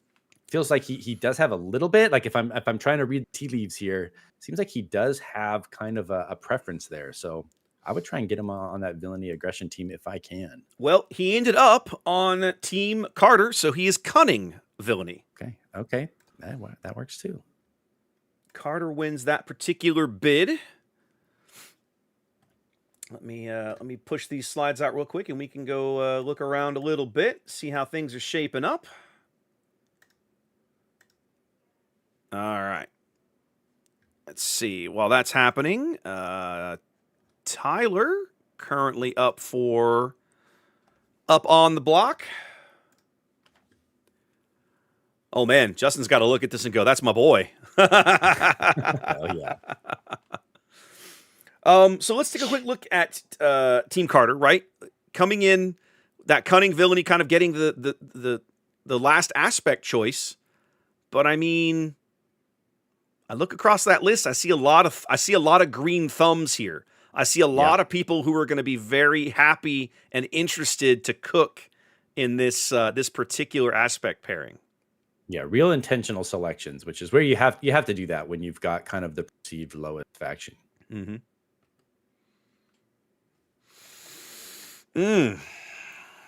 Justin's got to look at this and go, "That's my boy," but we'll have to see if that's where if he gets it or if somebody outbids him. Looking at funding again, everybody's now kind of getting down to that 20 to 25% mark, with the exception of Daniel and Chris are both still hovering just below half. Justin does land Tyler here, so he's gonna land right in his wheelhouse on vigilance and heroism. Make a quick update over here. There we go. All right.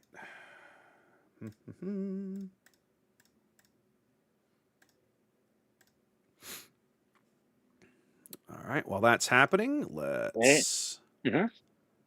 Go ahead. Oh, we lost him. No, you didn't. You're good. I think he drops. Oh. He was there. Who are you looking for? Our surprise guest. Oh yeah, he was there. Okay, there you go. All right, there. We got Franklin here. Oh, he's back. He's muted, but we can unmute him when he's ready. Mm-hmm. All right, Franklin comes in. So You go ahead. How many things you can juggle? Sorry for that. That's okay. Do you guys want to go ahead and put Blake on camera real quick? Yeah, I think so because we have one of our uh, one of our players here is also hosting a watch party at the event, and thought it'd be fun to do a little live look in for everyone from the watch Hey. party for the event. Hey, with many of our contestants. Hey, everyone, you are on stream There now. you go. Here we go. Justin, we're gonna win, baby! So this is something that never, I don't think, happened in Thrones War, even with this kind of get together with all to watch the draft live like this. It's just an amazing community thing. So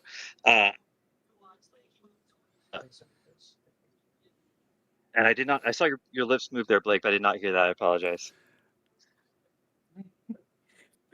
All right. Well, I didn't hear the question, but I'm assuming you can hear me, and I just want to say, Here we go. first of all, thank you, all of you, for putting this on. You're doing an amazing job. It's a beautiful production. You hear me? You're good? Oh yeah, you're good. Bring it on. All right. Yeah. So the production is amazing. We're having a blast out here. It's been an honor to watch everyone as they get picked, especially the second best player in San Diego after me. Woo! Look at the Pretty shade. high. There's been lots of roars out here. We love watching it. Thank you. Yeah, I mean, it's very, very cool to have that kind of community gathering there. I almost didn't do the stream because I wanted to be there with you all for this thing. Because I know Blake put on breakfast burritos. There's cinnamon rolls. Just an amazing thing gathered all together there. So I gotta say, I'm jealous. I'm not getting one of those cinnamon rolls. Those looked amazing. Thank you, Mrs. Tyler, for that. Do you have any questions for any of our draftees?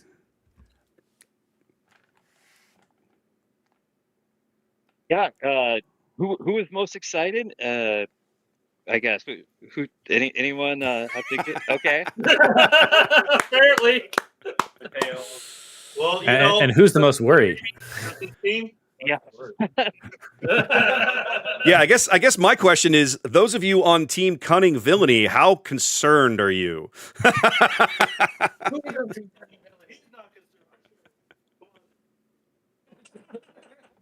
don't know, just concerned so much as confused. Is that him pacing outside? It feels like he's already taken it.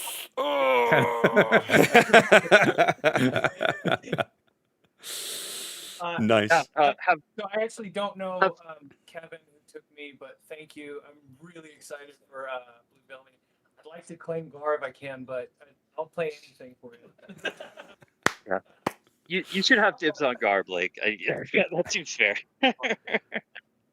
I mean, if you're a Gar lover, that's the place to be, baby.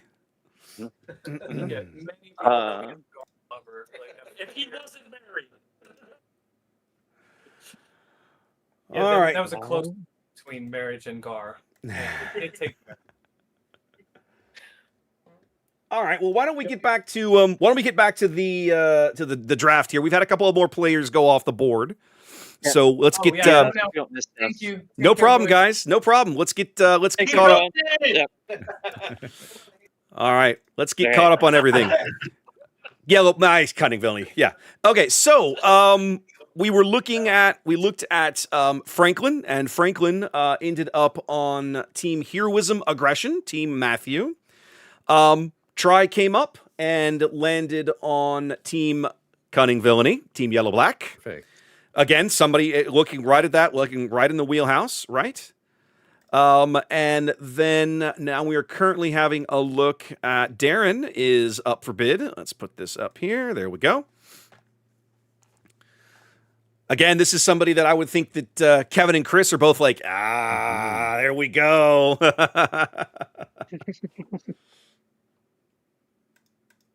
And indeed, Team Chris going to Team Command Villainy. All right, Chris now with about half his picks done. Let's see. do a little bit of that, a little bit of that, a little bit of that. All right. Yeah. Are there any picks that'd be good to review real quick during that little look in? So That was if it. we Those were the missed only two. anything. Those were the only two that happened. Okay.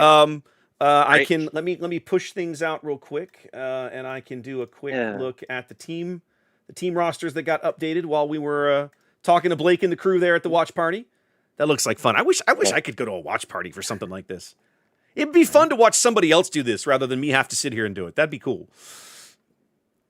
Okay.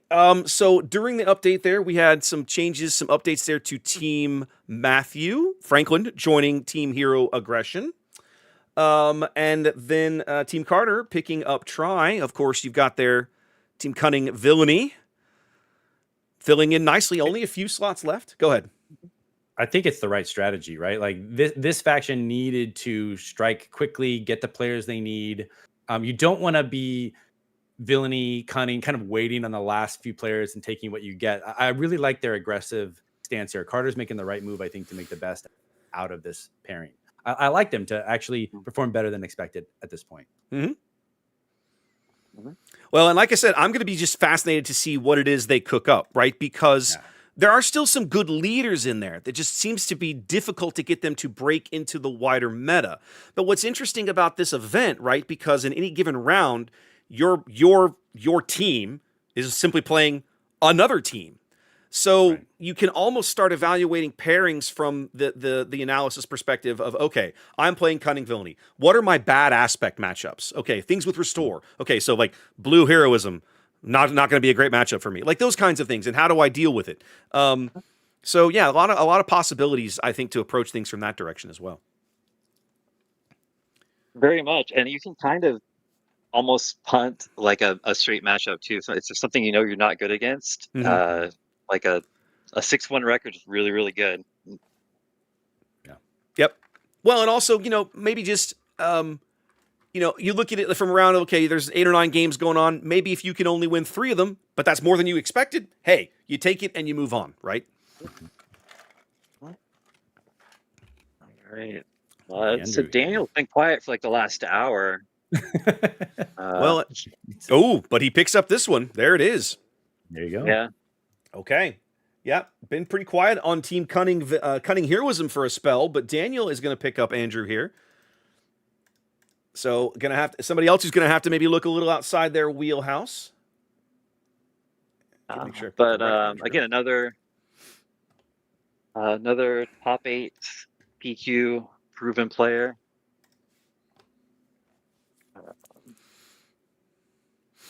Okay. Different Carter, not Team Carter. Right. Different Carter. And draft yourself. One plays once a week. Ooh. And he also lands on Team Daniel. Daniel snaps him up very quickly. Mm-hmm. That was a quick one. Okay. Cunning, not necessarily in something that he enjoys, but he's going to be playing quite a bit of it here in this particular event, going to Team Cunning Heroism. All right, let's have a look at Landon.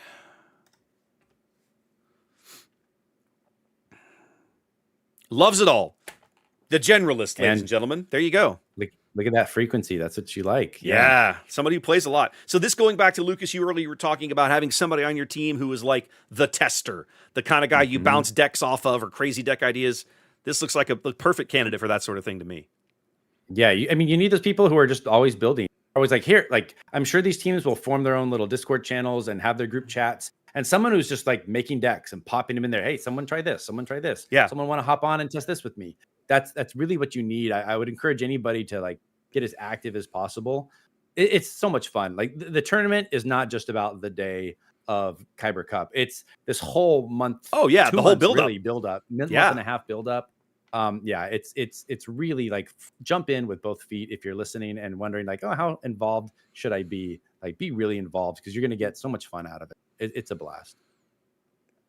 Mm-hmm. No pressure, Landon. I know, right? No pressure. No pressure. Right? I kind of tell you these, this is your whole team's relying on you again. Yeah. You're the linchpin, Landon. In chat, there's Mobius, another one of our other content creators, is saying, if I'm learning anything, it's that I play this way too much. All right, Team Jim lands Landon there. So let's see. That's the team you're on, John. That's Team Heroism and Command. That is. Go. Yeah. You're gonna need And that. yeah, I don't know if I've met Landon before, but I see again Cardboard Games as his tag on his player, and I know they've got a very high reputation, for me at least, for putting out quality players. Yep. So we'll enjoy building with them for sure. Well, let's have a look real quick. Let me finish updating that. Hit that button. So Team Jim now is the closest to being completed. Only 2 open slots left. Wow. Got his aspect picked out. This is looking like a pretty well-rounded squad here to me, kids. I mean, so our 2 bottom aspects, right, at Hero Command and Cunning Villainy are the most filled teams right now. They are because, again, as we noted, they didn't have to pay much for their aspects, so they were able to maybe reach out and grab some players. They can afford to be more aggressive. They can afford to be a little more aggressive, grabbing the players that they want. Speaking of players, Marcus on the block. Let's look this over. Okay, all right. Not a fan of Command or Vigilance, but everything else seems to be a solid thumbs up.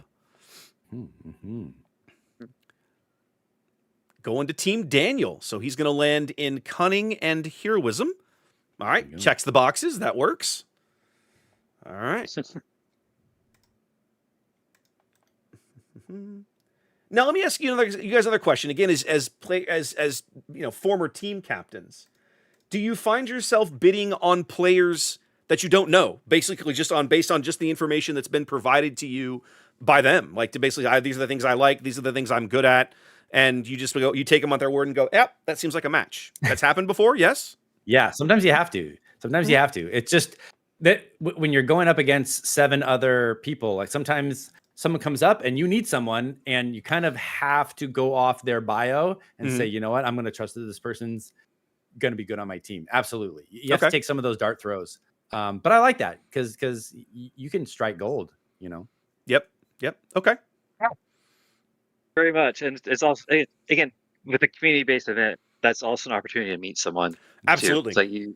It's like you're looking for a chance to like have people, like it's fun to build with friends, but also you get to see those people other places, right? And so part of the point is to bring people from all different areas together and play cards together. You want a mix of new people or people you're not familiar with. They're not new people. They're the same people they've always been. They're new to you, right? They're you get to make. I mean, it's like you say. The point of a good community building event like this is to make new friends, right? To meet new people and build those connections. And I love that you guys were talking about your Thrones event.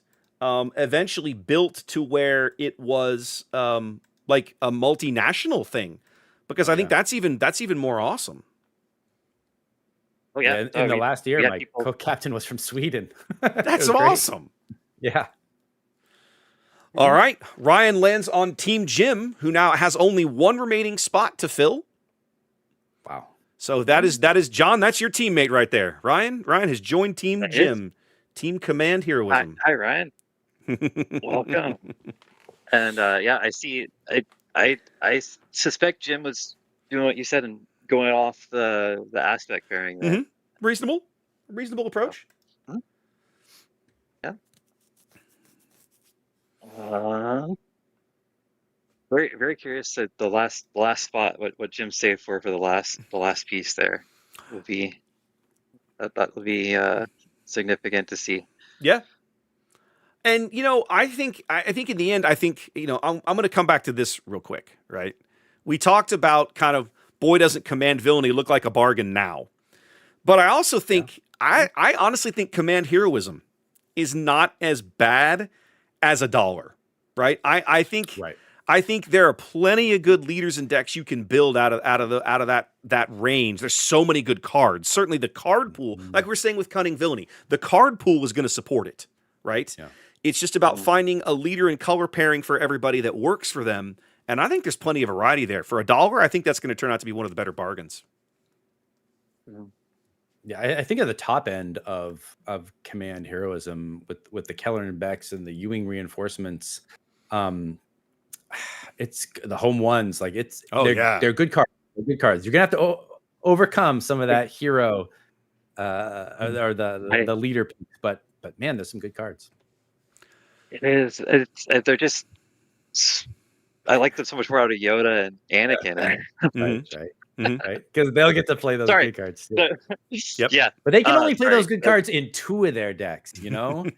Like Yeah. Hero Command gets to play them in all In their everything. decks. Yeah, that's a great Yeah. point, right? Because you go back and you go back and you look at the deck construction rules, right? They're only allowed to pick the same color a maximum. It should be a maximum. Is it a maximum of twice?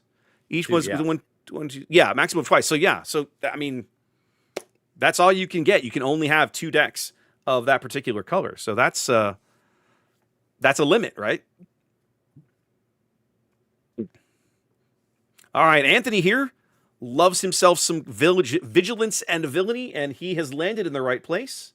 Team Kevin picks him up, Nice. and he's going to be right in his wheelhouse where he wants to be. Okay.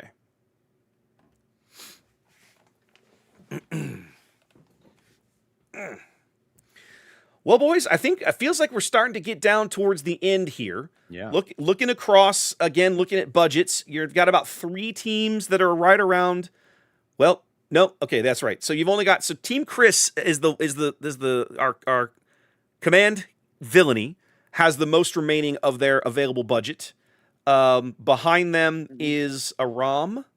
And then we've got a whole bunch of folks in about the 15% range, with the exception of Jim, who's down to very, very little because he's only got 1 pick left. He's way ahead of the field in terms of filling out his roster. All right, let's have a look at someone who I already am rooting for just based on their name. Let's go. Hey. Let's go Wesley here. There's 2 there. I mean, there's just more of us in the world. Let's go. I'm a John Wesley. Is that I'll take it. I'll take it. It's good enough. It's close enough, baby. It's close enough. All right. What I love about his OP description is he's like, I'm just above average at a PQ. I'm like, that's me too. But like 4-3 in this format is like, it's very good. It's any time a player can give you a positive win rate is great for your team. Great for your team. Mhm. Yeah. Yeah. That's the thing. Like, you're just trying to pick up wins is the thing. Like, every win is is important. So yeah. Also, win rates are great. And that's part of what's really fun too, is like the 7th round match is gonna matter. So it doesn't matter if you're on 0-6 to that day. Like what you're playing round 7, like you're still grinding for that win for your team. Is important.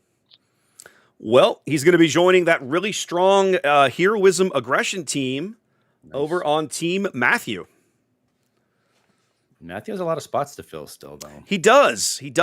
But so far, again, most folks seem to be lining up with the kind of preferences that that he's looking for over there. All right, waiting to see who gets nominated next. Let's see how many slots we actually have left to fill. 5, 10, 19, 20, 32. 32 out of, what was the original number, 90? So yeah, we've still got about a third left here. Yeah. But a couple of these teams looking at the bottom of the barrel. I mean, in terms of funding, right? Not players, in terms of funding. Right. Like and that gets tricky because it means you don't get to really tailor your team, right? You don't have that power anymore. So you might still end up with players that are good, but you might end up with a player that just does not prefer your faction, right? That just doesn't quite fit, and you're gonna have to maybe get a square peg into a round hole, and you can do it, but it can be more of a challenge if someone's like, "Oh, I'd never play villainy." It's like, well, you're stuck on my villainy team, buddy. Let's go. Like, I'll give you an example, right? Team Matthew, right? Just successfully won the bid for Wesley, right? He has 5 spots still left to fill, but less than 10% of his original budget. Okay. Yeah, so he's So going to kind of take what he can get at the end. yeah, I believe you're going to be just grabbing what you can, right? Well, Parker here is another local player. Great, going to be a great value in the back part of the draft here. Excellent player. Yeah,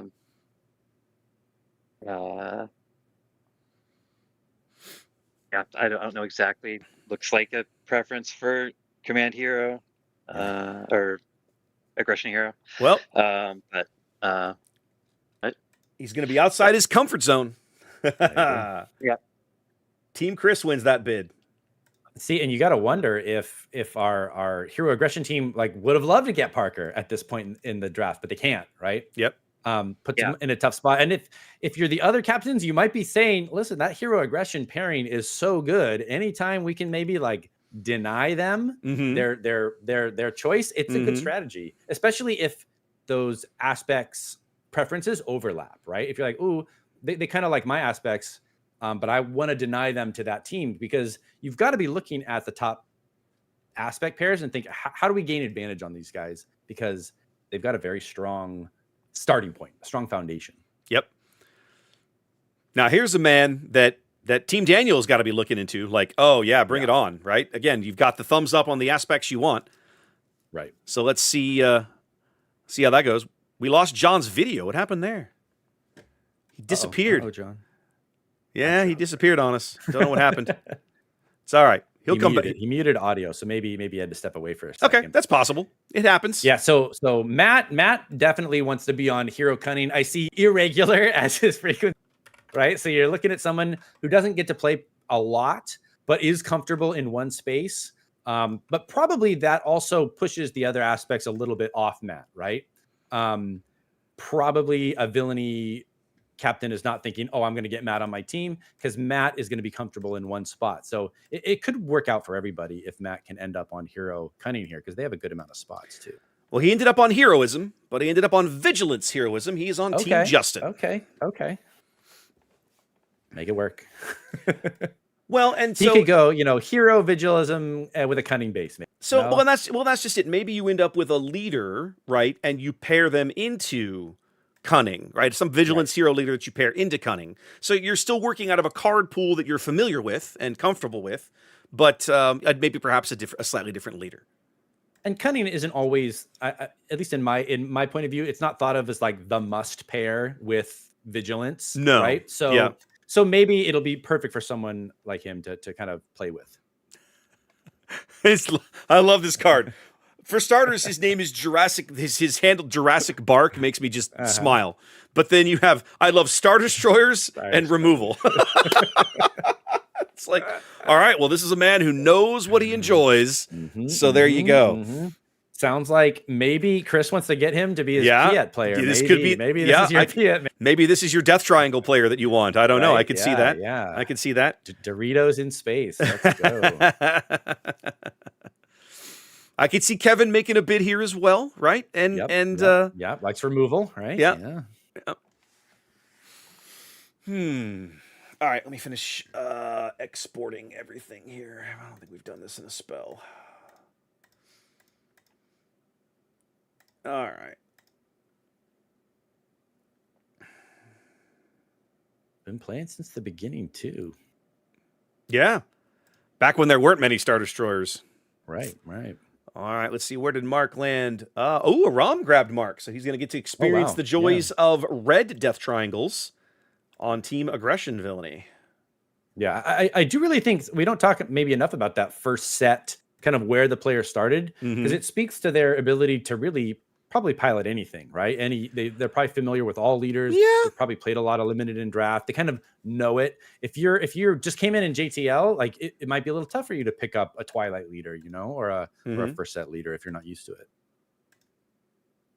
Well, and also, here we go, Death Jester himself. Oh, this is an old Thrones player. Okay, this goes way back.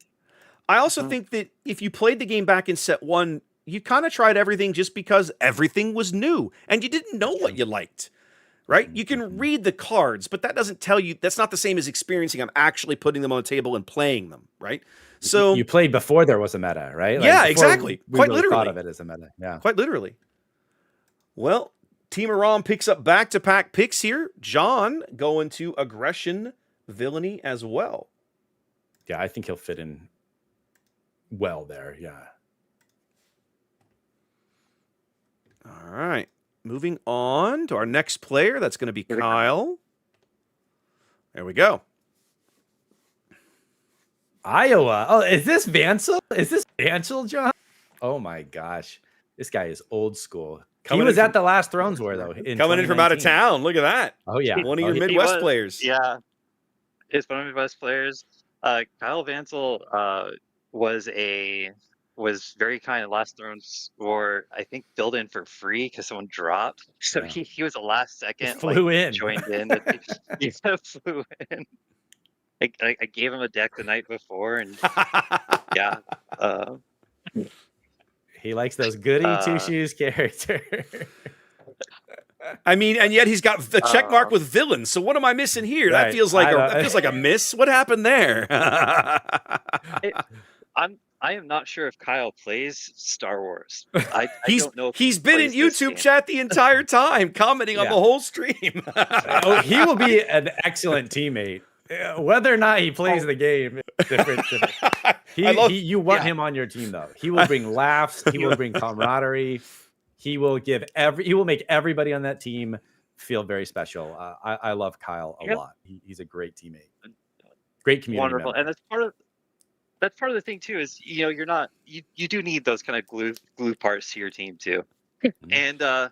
And he is a veteran card game player. He will be good at you got a month and some change to teach him the game if he hasn't been playing already. Maybe he has, I don't know, but he'll be able to pick it up and do very well in that time, I'm sure, too. So yeah. And Well, Kyle has landed on Team Command Villainy with Chris. There you go. Yeah, it makes sense. Chris knows Kyle. Like, Kyle is a goof, and his little bio's a goof, but I have seen Kyle at like top tier competitive events for the last 15 years. Like, he is a gamer. He's a player. Okay. Mm-hmm. And the nice thing, again, we talked about this earlier with Command Villainy. If you've got somebody on your team that is perhaps maybe less experienced, maybe not as comfortable, there's really good leaders in that you can work something up and then they can learn fairly quickly. Like, they're not overly complicated to play. Mm-hmm. All right. Sam comes in with the great check marks, and he's going to go to Team Daniel, playing Cunning and Heroism. Perfect. I like that fireball shout out on his. Oh, on his yeah. loves. Yeah. Get him on that Kazuda deck. Let's go.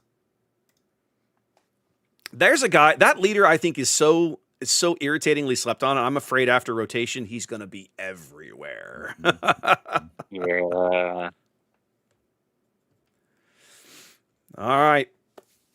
Moving on here. Let's see. Michael. Let's get the right Michael on the list here. Mm-hmm. Oh, there's only one Michael. I wasn't expecting that at all. Okay, there we go.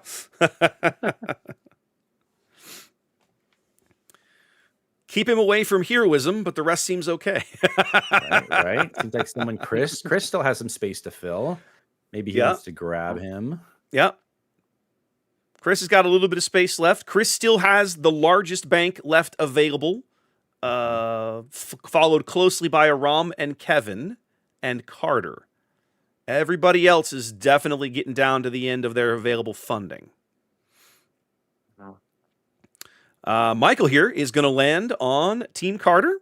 So there's going to be your Cunning Villain pairing, which should line up pretty well.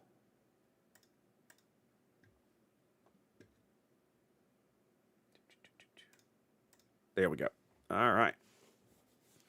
Let me do a quick export. Let's have a look. Let's go have a look at Team Carter. Right. We looked at Team Jim earlier, right? To kind of get a sense of how all that was coming together with the kind of those last couple of aspects that were chosen. We haven't looked at Team Carter in a while, and I think this is shaping up pretty nicely. Uh-huh. Oh yeah. I mean, you've got a lot of folks in here that definitely, again, they like the aspect. It's going to line up well. You've got a lot of experience. A couple of folks came in at Twilight. Almost everybody's been playing since the beginning. Some of these guys remember how crazy Boba was, right? See a lot of OP success across this team. A Mhm. lot of look at these 7 days a week, 1 to 2 times a week, 3+ times a week. We've got players here, which is great. All right, let's see. Byron up for bid. Let's get that put on the screen like so. Man, these guys that wrote books for their loves, it's like, I have to squint to read that. Well, he's got a lot of green thumbs up, so it's good. A lot of good fits here. As you're trying to fill in the last third, last quarter of your team, it's these kind of players that have a lot of flexibility. I think you want to target while they still exist, right? While we still have a good number of flexible players. Well, he's going to have to learn some more flexibility because Byron has landed on Team Justin with Vigilance and Heroism. Okay, all right. One of the few. Vigilance, no thumbs up. All right. Yeah. Not a lot of people. I would not put thumbs up on Vigilance. If I filled one of these out, I would have a big X on Vigilance, honestly. It is generally not a color that I enjoy playing very much. Yeah. And I guess if they don't put an X, then you're kind of open, right? That's reasonable. With nothing. So speaking, I guess just the X should be avoided. Dorian's card here would look like this would look like my card, except mine would also have a big X on hero. Right? Guys, do not give me any blue cards. Yep. Oh, Dorian's already come. Okay, hang on. Okay, Dorian landed on Team Aram. All right. There you go. Mas Almeida as a favorite. Man, the new Moss is really good. The old double green one is a little niche. Yeah, that's the one he meant. So I'm not sure. Okay, I'm not sure what's going on. Okay, maybe new tech. I dabbled with that card a little bit. I had a Piet double green that I ran for a while, and Masameta in that worked pretty well because it was like playing a unit and you can go get a unit. So you're playing a card, you're playing a unit. Right. I mean, Piet typically only plays one unit a turn. Play a unit, replace it. Play a unit, replace it. Mm-hmm. After your opponent sees you do that a couple times, they get pissed and they kill him. All right, we got B up for bid here.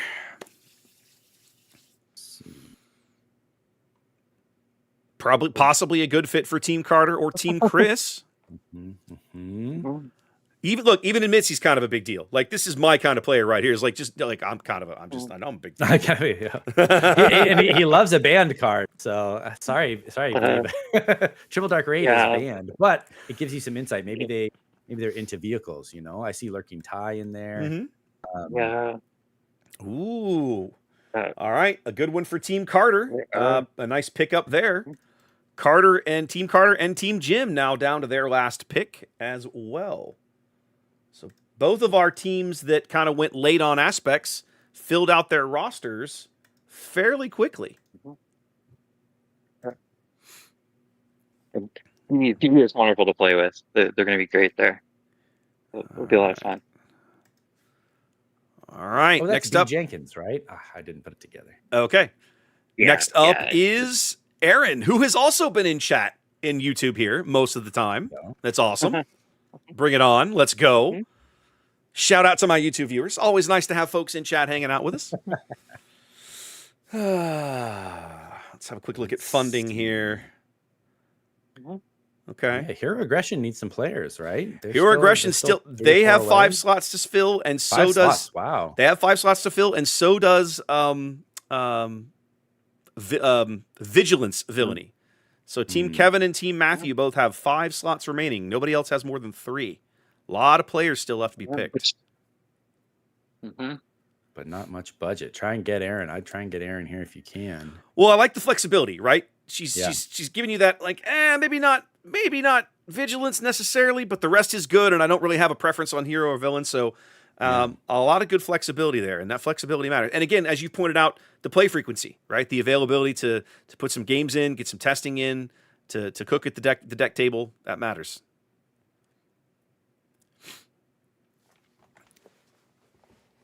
All right, going to. I'm waiting for this. I can see him picking it off the menu. Team Daniel. All right, so going to cunning heroism. All right, so let's come over here and make that update. All right. Can we see that team? Yeah, I gotta export it. Just 1 second. Sure. Because of how I have this set up, I have them set up as PowerPoint slides, so that every single time I update it, I have to export it as PNGs Got it. for OBS to be able to read it easily, for the transitions to course. work better. I was telling some of the guys in chat last night, like my PowerPoint game, figuring all this out, how to manage all this has been quite an interesting challenge. So there's Team Cunning Heroism at the moment. Hey, wow, I thought they were getting pretty full here. Yep. Yep. Chat asking if there's any teams full up. Not yet. Not yet. Several are taking pretty good shape at this point, though, where we can sort of see the vision come together. This would be one of them where you can see Daniel got the aspect pairing and has really pursued players, it looks like, that fits that comfort level for the most part. So has done well to kind of put that team together. To me, it seems like. Yeah, for sure. Yeah, the only addition that looks a little maybe out of the comfort zone is that Carter joining with the red X on cunning. It's like not a big cunning fan, but here we are. Guess what? But they X'd out half the aspects, you know. That's so true. You gotta, That's true. You gotta take it with a grain of salt. Yeah. Well, I mean, even Daniel himself, as a team lead, doesn't have a check mark on cunning. Right. The one color he's ambivalent about. Feels like maybe that might be important. Yeah. Let's look at a couple other results. We talked about Team Jim. We saw that one earlier. No change there. Let's go have a look at Team Aram for a minute, because their roster is also getting fairly full. They're down to their last couple of slots as well. I like the look of this. I mean, I think we talked about, Huaman being his very first pick, not picking these aspects, but several people in chat, you guys mentioning strong enough player, probably not going to matter. Yeah, it's a strong team. I'm just a big fan of the aspect pair. I think they're going to be able to create a lot of fun decks. A lot of decks that do well. A lot of decks that just end up positive. Like maybe not a ton of decks that run the table, but a lot of people with positive win rates. And like that's what you need. You need a team where everyone is kind of performing above expectation. One or two absolutely like destroyer decks isn't going to win you the team competition, and I like the balance here. Yep. Now you've got some teams that are kind of on the opposite end of the spectrum, right? We have Aggression Hero. Again, a solid roster, a good aspect, but a long way to go still filling out that roster. I'm a little worried. Now, you guys have been in this situation. I have not. So when you say worried, talk me through what you mean precisely. I mean, the draft is going to quickly kind of just be out of Matthew's control, right? And if half their picks are kind of like we don't see all the bidding, but my guess is Matthew is quickly getting just out budgeted, right, by other teams. Like he's probably would love to grab some of these players who are coming up, but he just can't afford it. And eventually that puts you into the very end of the draft where you just kind of have to take what you can get. And that's not necessarily the worst thing if you have a couple players like that. But if it ends up being half his team aren't necessarily players that are a great fit for his team, it's a bigger hill to climb, and he's got the right pair to overcome it, I think. But it can be tricky. I think we've seen in this format, and I think John would agree, teams that we assumed would have like the great faction, just the team didn't coalesce around that faction, and they end up not doing as well as expected. So okay. I'd be worried a little bit. There's a lot that goes into the drafts. Like, what do they say about drafts? Like you can't win at the draft, but you can lose at the draft. Yes. Yeah. You absolutely can. If I'm Matthew, I'm a little bit scared that I went top heavy. Just a little bit scared. Okay. The other team that's in that similar boat right now is Team Kevin, right? Still got 5 slots to fill here on Vigilance and Villainy. Yeah. So I guess the narrative is like, can the strong aspect pair overcome the lack of flexibility in choosing your team. Yeah. It's also worth noting this aspect pair was the most expensive, right? This is the most that anybody paid for an aspect pair. Now, for still having half his team left to fill, Kevin's at least got a little bit of gas left in the tank. He's got about 15-ish% of his starting funding left available, whereas Matthew on the other end has half his team to fill with less than 10. So Kevin has a little more flexibility to fill up this roster. Which is again just one of the wonderful parts of like the self-balancing aspect of this event. Of you have those very strong aspects and the teams that will be a little more rigid, and the players they're pairing with it will be really interesting to see how that actually plays out in the tournament. The only other team with more than 2 slots to fill left is Team Chris, who took our very first aspect pair of the day at Command and Villainy, and has since stocked it up with people who seem to largely enjoy Command and Villainy, with the exception of perhaps Parker down there in the bottom left. But everything else seems to be a jive so far. And Chris, of all the remaining teams, Chris has the most left to spend with only 3 slots to fill on his roster.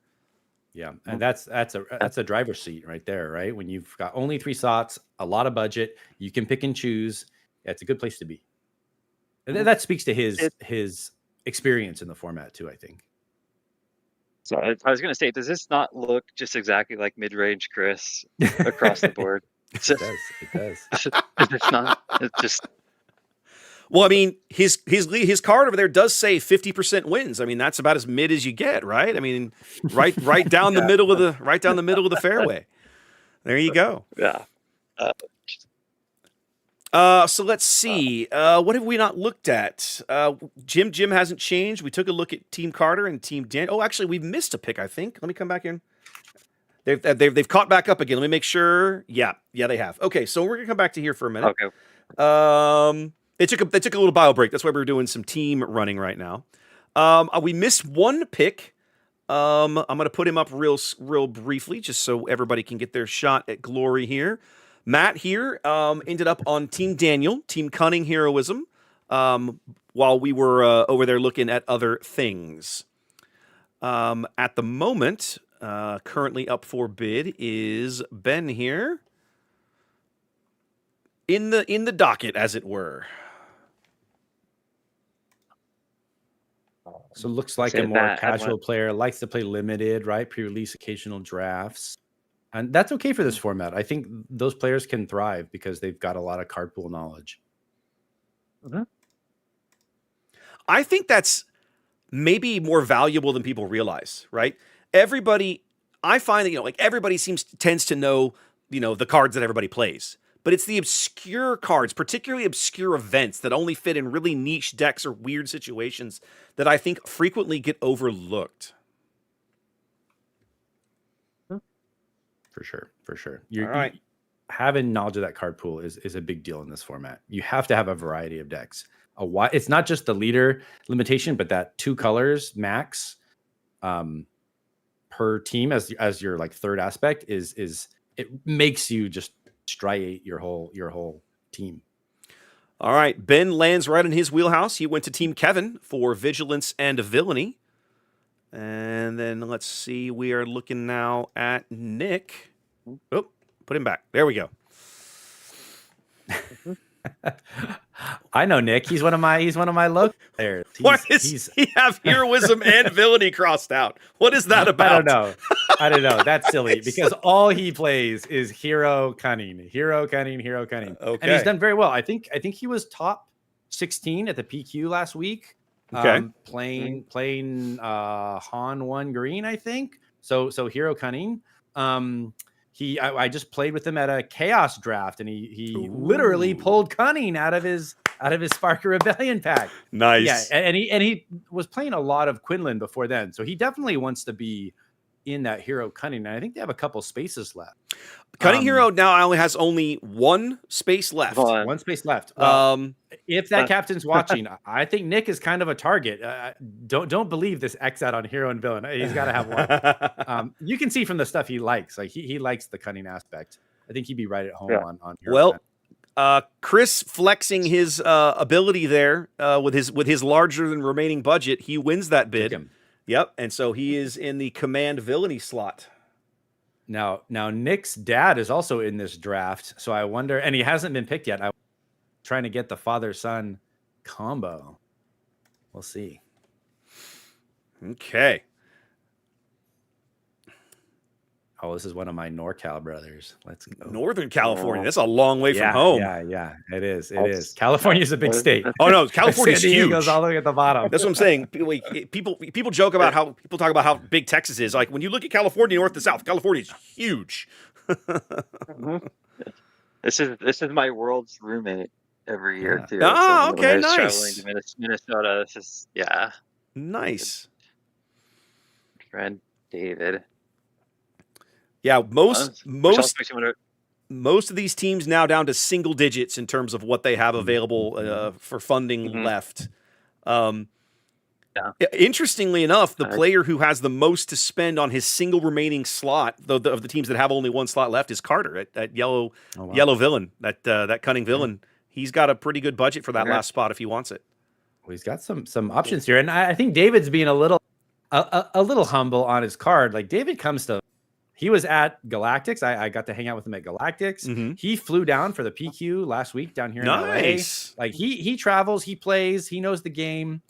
Great community guy. I think he's, even though we're kind of near the end of the draft here, he'd be a very good addition to any team, especially any team with these aspects.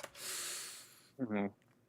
Yeah, and we'll prep, we'll train, like we'll do work for your team beyond just the tournament as well. Like it's going to be a great contributor, top to bottom, I think and, that's and do well in the event. I think that's a really important note, right? Because when you're building a team, right, you've got to have people that will, they're gonna do their own homework on what it is they're gonna play, but they've also got to be able to help everybody else. Like if you've got somebody that just makes your whole team better by their presence, their ability, whatever, like that's worth something. very, very much. Yeah, it's yes, you need a whole thing. Well, Um, he lands also on Team Command Villainy. Chris picks him up. Chris, all right. All Is right. that Chris's sense. team? Chris Howell has That's- one remaining one slot. spot, So one we're now spot. down to Okay. 4 teams now, with half the teams with a single spot remaining. Wow. That's one of the things I wanted to mention at some point here today. Is what's going to be really interesting about this tournament when it happens is we're not going to remember who the individual top finisher is at the end of the day. Probably That's not. really unique for that. No, I can tell you, we will not know like who the person, like we'll have a picture of the, like we'll have it written down somewhere, but at like the year after, it like we'll be happy for them. It's not to like Mhm. minimize, like it's really impressive to win any tournament, any event like that.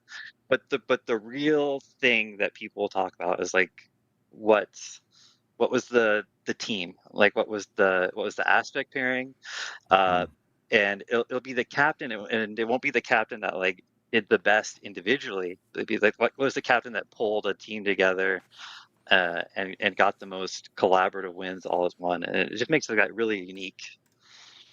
Yeah, I think the individual winners usually get a real clap like at the end, but the team explodes. The right? team They goes go- crazy. they Yeah, go that's because that's what it's yeah. about. Well, because even in Top Cut, like you're still earning team wins in Top Cut. So Mhm. it could be that like the whole tournament is hinging on a top 4 matchup, and it doesn't really matter what the finals happens. It could be decided earlier than that. So like often that top 8, top 4 game for the team win is more closely watched. And it's like, oh yeah, we gotta crown a champion still. We'll get there, and it's great.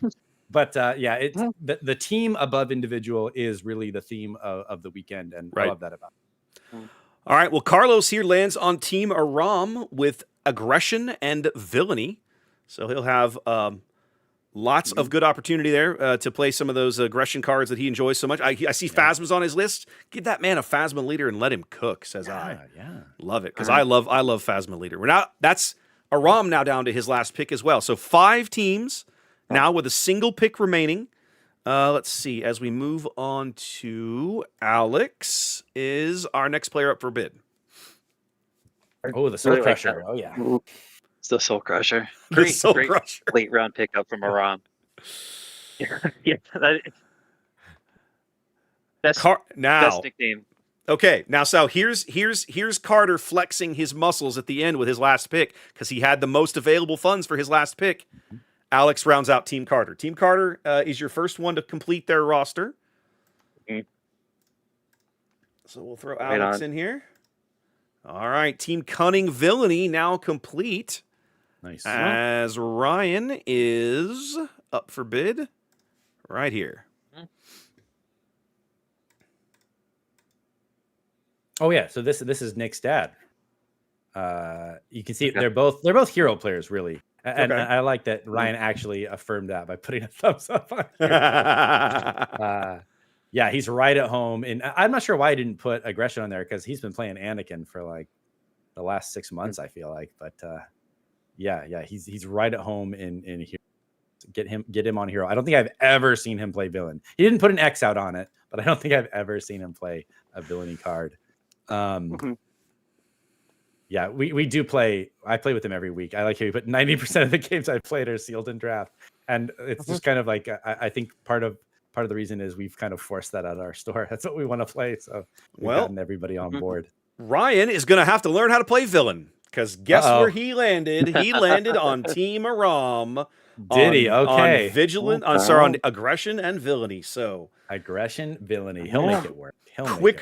Quicker, easier, and more seductive is the dark side. So we are told. All right, 2 team rosters now complete. That's Team Aram and Team Carter.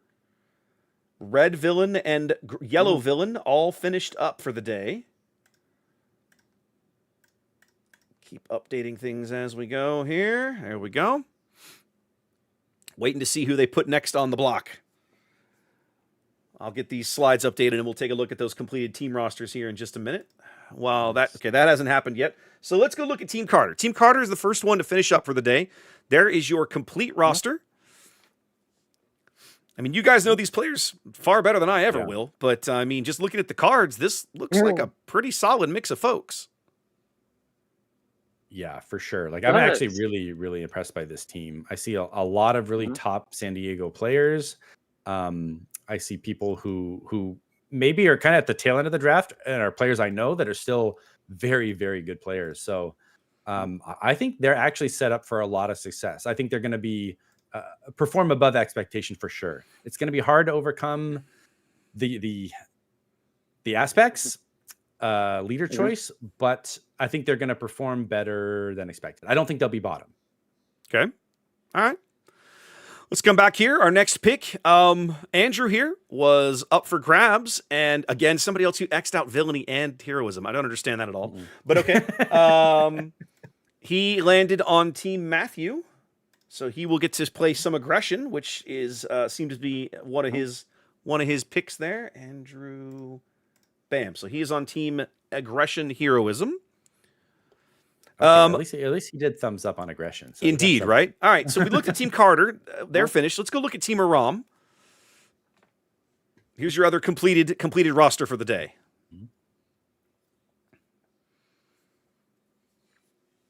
That Ryan pick at the very end makes me giggle, right? Because he basically picked nothing remotely like where he ended up. But I still think, I mean, there's a couple people on this team that are in that boat, right? Like John K as well. So I like the idea of encouraging people to try things. And as an aggression villain player myself, I would be fascinated to talk to these people after the event to see if their opinion has changed. Yeah. And it may be Ryan saying, as the last pick there, saying, 90% of my games are sealed. That just tells you this guy plays everything, right? Because he's forced to in those formats.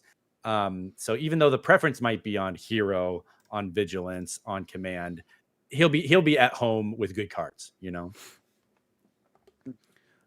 it'd be really interesting. I know Aram and Huamen are close friends, so I wonder how much this might have been maybe kind of talked about between them beforehand. Even I don't know that for sure, but I wonder if there's maybe a strategy before, and maybe they've got a approach even that might be in play, like or maybe they just feel confident that the two of them together can develop something here. So I think a lot will be a linchpin on on that and where Aram takes that team. Okay. So, All right. Matt here, up for bid and lands on Team Kevin. That is Team Villainy and Vigilance. So he will get to experience some of that. At least he's got the villainy check mark. I mean, that's, close for enough. sure. Close enough. All right, let's have a look. Carson is up for bid here. There we go. See, okay, now this guy literally says, I am a Revan main, right Wow, there on the card. yeah. This is a guy that any villain leader that still has a slot to spill, a villain team captain, should just grab him. Just like, let's play. Like, I'm just going to hand you Revan, right? You're going to play, and you're going to play Revan. Now, the trick is 2 villain teams are already full, right? So Kevin and Chris have got slots to fill. The question is, are they interested? If I'm Kevin, this has some appeal because Revan Blue, in my opinion, is a really sneaky good deck. Yeah. I mean, he mentions Revan Sabers twice on this bio, so I think It's such a Get good this guy. card. let him play Revan. he's also been in the Kyber Cup Discord talking about Revan Blue. Sounds like he So, wants a Revan team, maybe. Team Revan, let's go. So we have results. You want to guess where he went? Kevin got him. There you go. He's There you go, probably Pete. going to get to play his boy. Recognize the value. There you go. All right. So now I'm going to ask you guys I hope another that question. Go ahead. I hope that deck does well. I want to see it. Oh, Revan Blue, when you build it right and it hits. Emergency powers on that deck is obscene.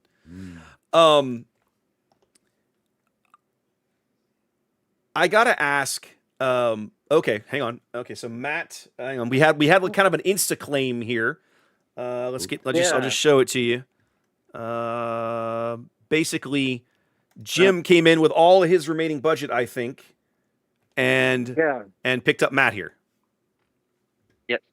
Nice. It's a old school Thrones player. Yeah. We've done a few drafts with him in Star Wars. Good friend of Ryan's as well. I think he put in his Discord Ryan Jones one true love, if I remember. It's extended to CA. All right. Fun to play. Next up, we had Bjorn come in and make it to Team Hero Aggression. So again, Okay. right in the perfect, wheelhouse, yeah. right? Found his home for Yeah. sure. Cassian. Yeah.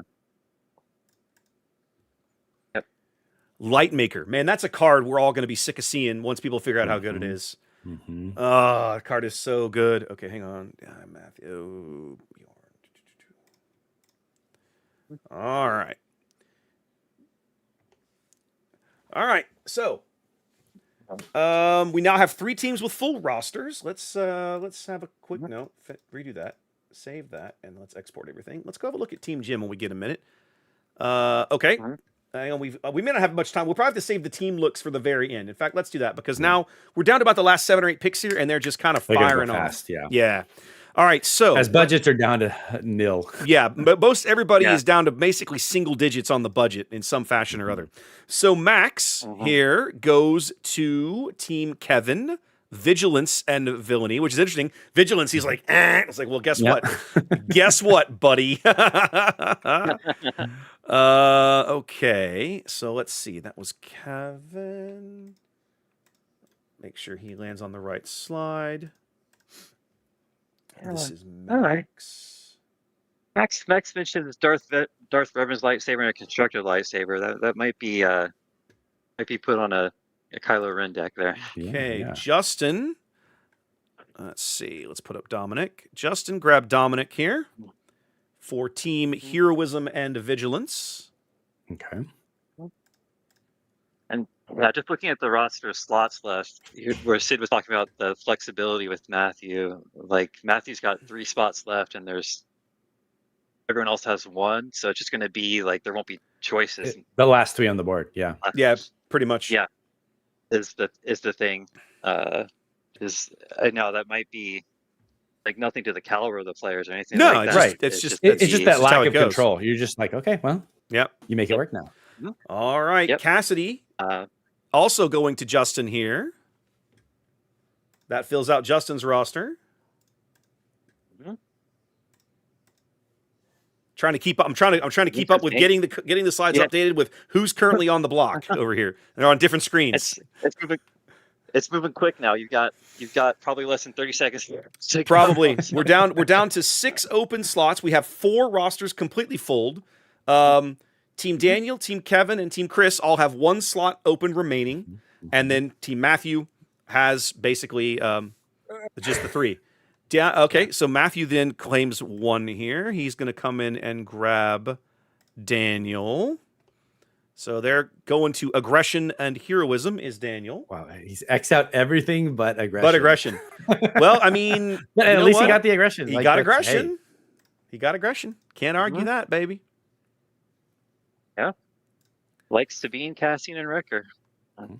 That's a good fit.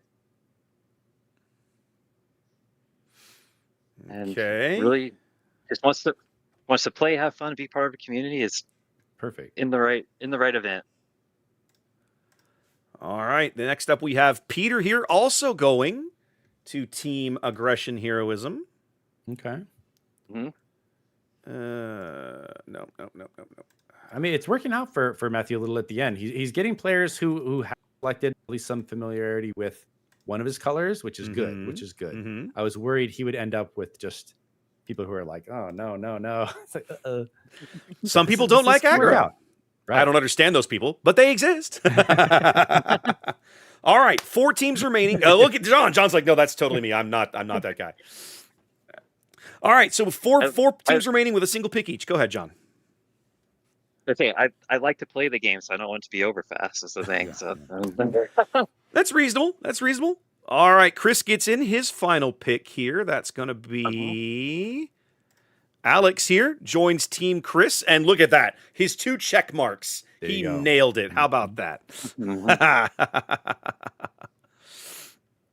All right, so let's finish up Chris's roster here.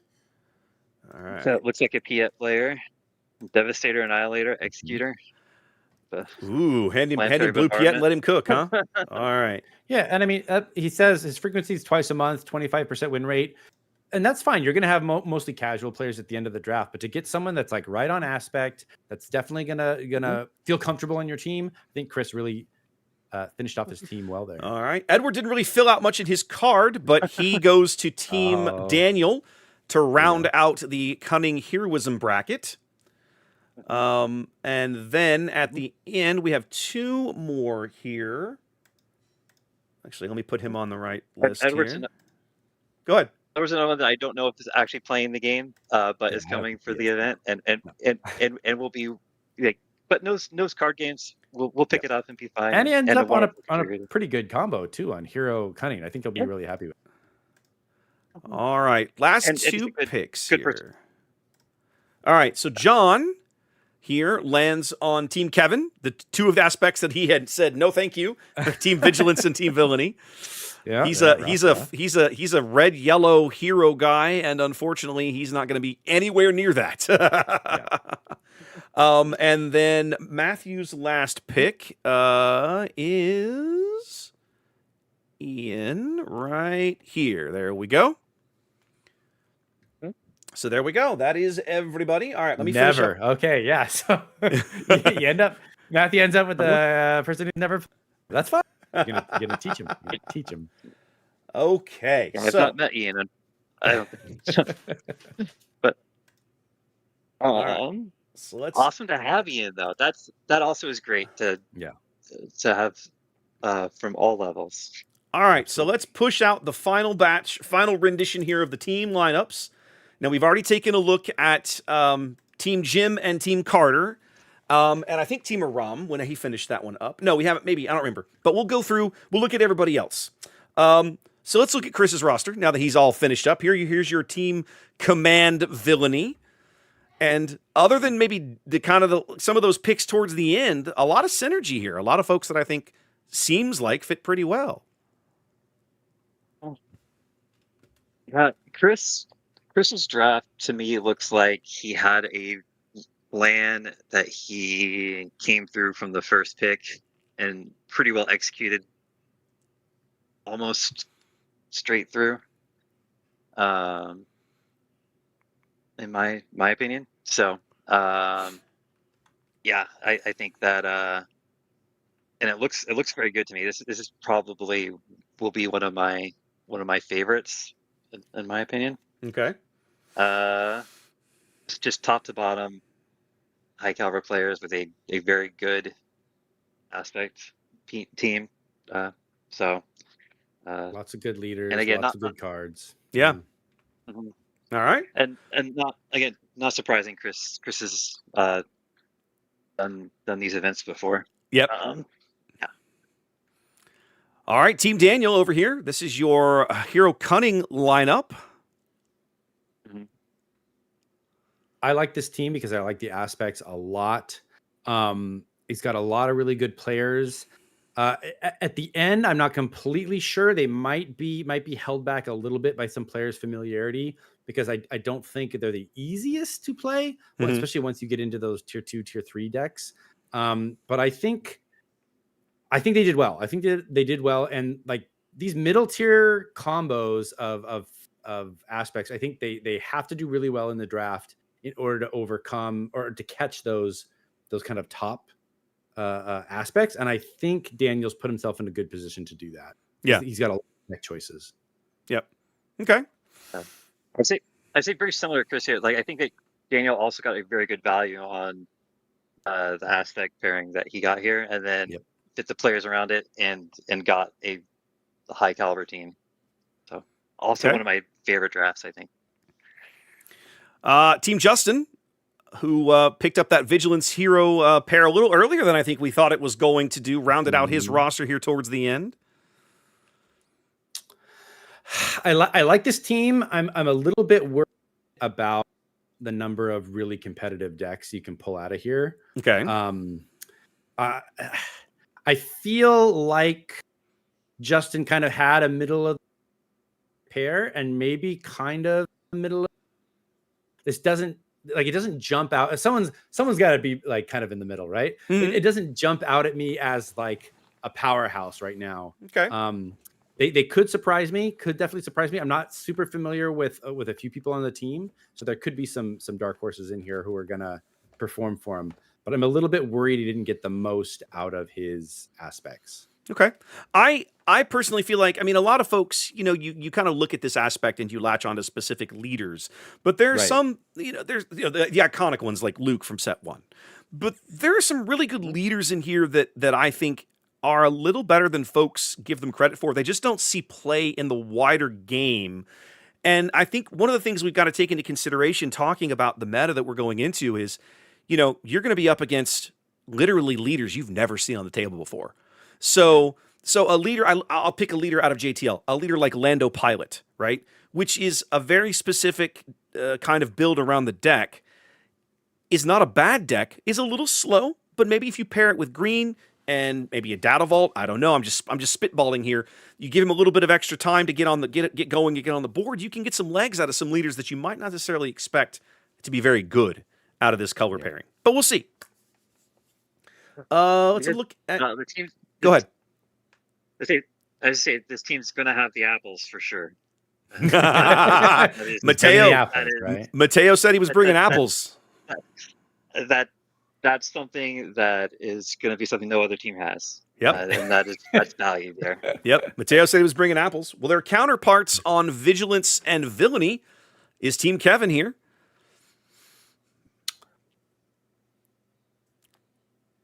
Very good Really, team. really good faction. Yeah.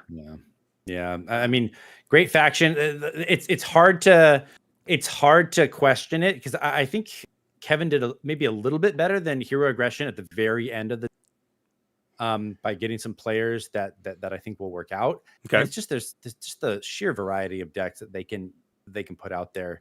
They can get their control people control decks. They can give their aggressive people aggressive decks. Almost endless mid-range decks they can play. True. Probably the best removal in the game. It's going to just be a tough matchup. People are going to have to worry about them any round they play them for sure. I think it's still one of the top contenders. Even if maybe Kevin didn't have the absolute strongest draft at the end, kind of running low on budget, but I mean, they might be my pick to win. I have to look a little deeper, but yeah, they're good. Okay. Team Matthew here, going big with his pick, his aspect pairing and his first couple of choices out of the gate there, and then coming in at the end with a lot of picks right at the very end of the draft. This had my absolute favorite start for sure. And I there's still a real good chance that I think it might carry them. I like this still is hard to say there's like they're in a bad spot at all. Because I think there's a lot of will depend on like how they're able to craft whatever you're doing with your leaders that are not like the top flight, and to see what else comes out of like the deep pools of the hero red. But I know they've got great players. I know Matthew's very good, and obviously Mariana and Alyssa and his top picks are very high caliber, and so going to be a threat. It would not surprise me at all to see this team win. So I think even as like maybe out of control, the like back half we felt the draft maybe got for Matthew. I still would say like very, very possible. might be the best team here. Yeah, I think they still have the best aspect pair. Yeah. And like now the fun begins. Like maybe they're a little top heavy, right? In terms of talent on that top row and some less experienced players on the bottom. But now it becomes Matthew's job, along with some of his more veteran players, to really talk to those inexperienced people, put the deck in their hands that they're going to be successful with. Like nothing cannot be overcome at this stage. We're so early, right? So I see like Ian has never played. Okay, you talk to Ian. What is Ian comfortable playing? Have they played other card games, right? Are they going to be maybe they're a Sabine player at heart? You know, maybe they're going to be Han2 just speaks to them. They get it. They understand it. Like there's lots of options. So talk to your players, figure out how they're going to be successful. I think almost anything can be overcome by having a really strong like team community, you know? I mean, and being a little bit selfless. If you're at the top and you're like willing to say, I don't need to play the top meta deck. Like clearly like Mariana's a great player. And if Mariana's like, I think I can be successful with maybe one of these lower tier decks, let's give someone with a little less experience, maybe a more successful deck. You can really find those team wins that you need to find. Yeah, I look at this color pairing and think, even if you've got somebody who's relatively new to the game, you can find something in here that they can have success with, right? They're just, the leader pool is so strong. Even something like Anakin, which is as simple as take your smaller units and trade up and own the board. And then when Anakin flips out, you smash face and win. Like that kind of a game plan is not outrageous, even for someone who has very little experience in the game. So yeah, I would give like an inexperienced person like Luke Pilot. I could see that. And they like, you're going to space. Here's how you do it. When he attacks, he hits these things. I think Poe takes a little bit more practice. I would agree.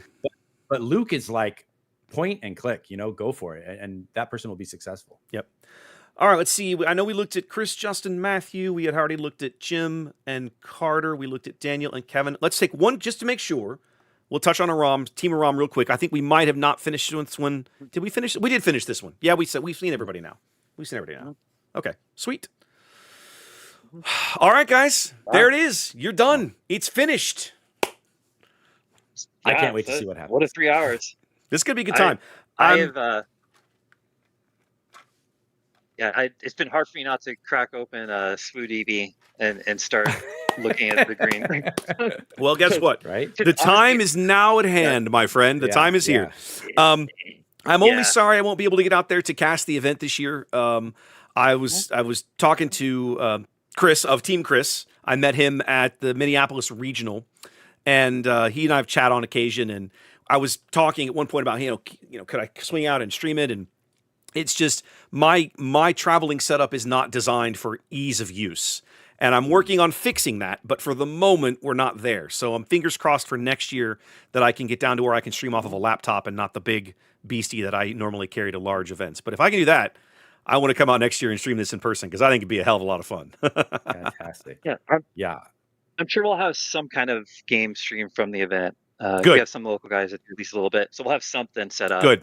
to track along. I'll watch. yeah. Hell yeah, I'll watch. Let's go. I mean, Sure. I'm actually doing another PQ that day, but I'll go back and watch it later because I want to see how this all comes together. And like I say, it'll be something different. Like there'll be matchup pairings that you won't see anywhere else. They'll be on Yes, stream, definitely. exactly. To me, that's as a player, that's what interests me most. You're going to see leaders clashing in this event that you just don't ever see. Nobody plays this stuff, and certainly not on camera. So I'm looking forward to see what everybody cooks up because I think it's going to be fun as hell to watch. Yeah, and I'm also in that boat that can't make it to this one. I already had stuff like built into the first part of the year, but I think it's Ryan's plan to hold it at around the same time in January every year. So I'll be watching along with everybody else. And if you feel like this was really fun, just the draft, wait till the tournament starts. Wait till the event starts. And start clearing that space off. It happens at, I think, a really good time. Nice little gap in the kind of organized play year. It also happens like right before rotation. So we're always going to have like a very, very nice big pool of cards. So I'll be in it next year for sure. I'm already clearing my 2027 calendar, but I'm really excited to see the results here in 2026. Yep. Awesome. All right, guys, let's wrap it up. I've got some other stuff I got to get done around here today, and I'm sure the rest of you guys would like to go have the rest of your day. Guys, thanks for tuning in. Appreciate you watching. Hope you enjoyed the draft, and look forward to seeing the event when it's streamed. Y'all have a great weekend. Everybody be safe, and take care. We'll see you in the future. Absolutely. Bye.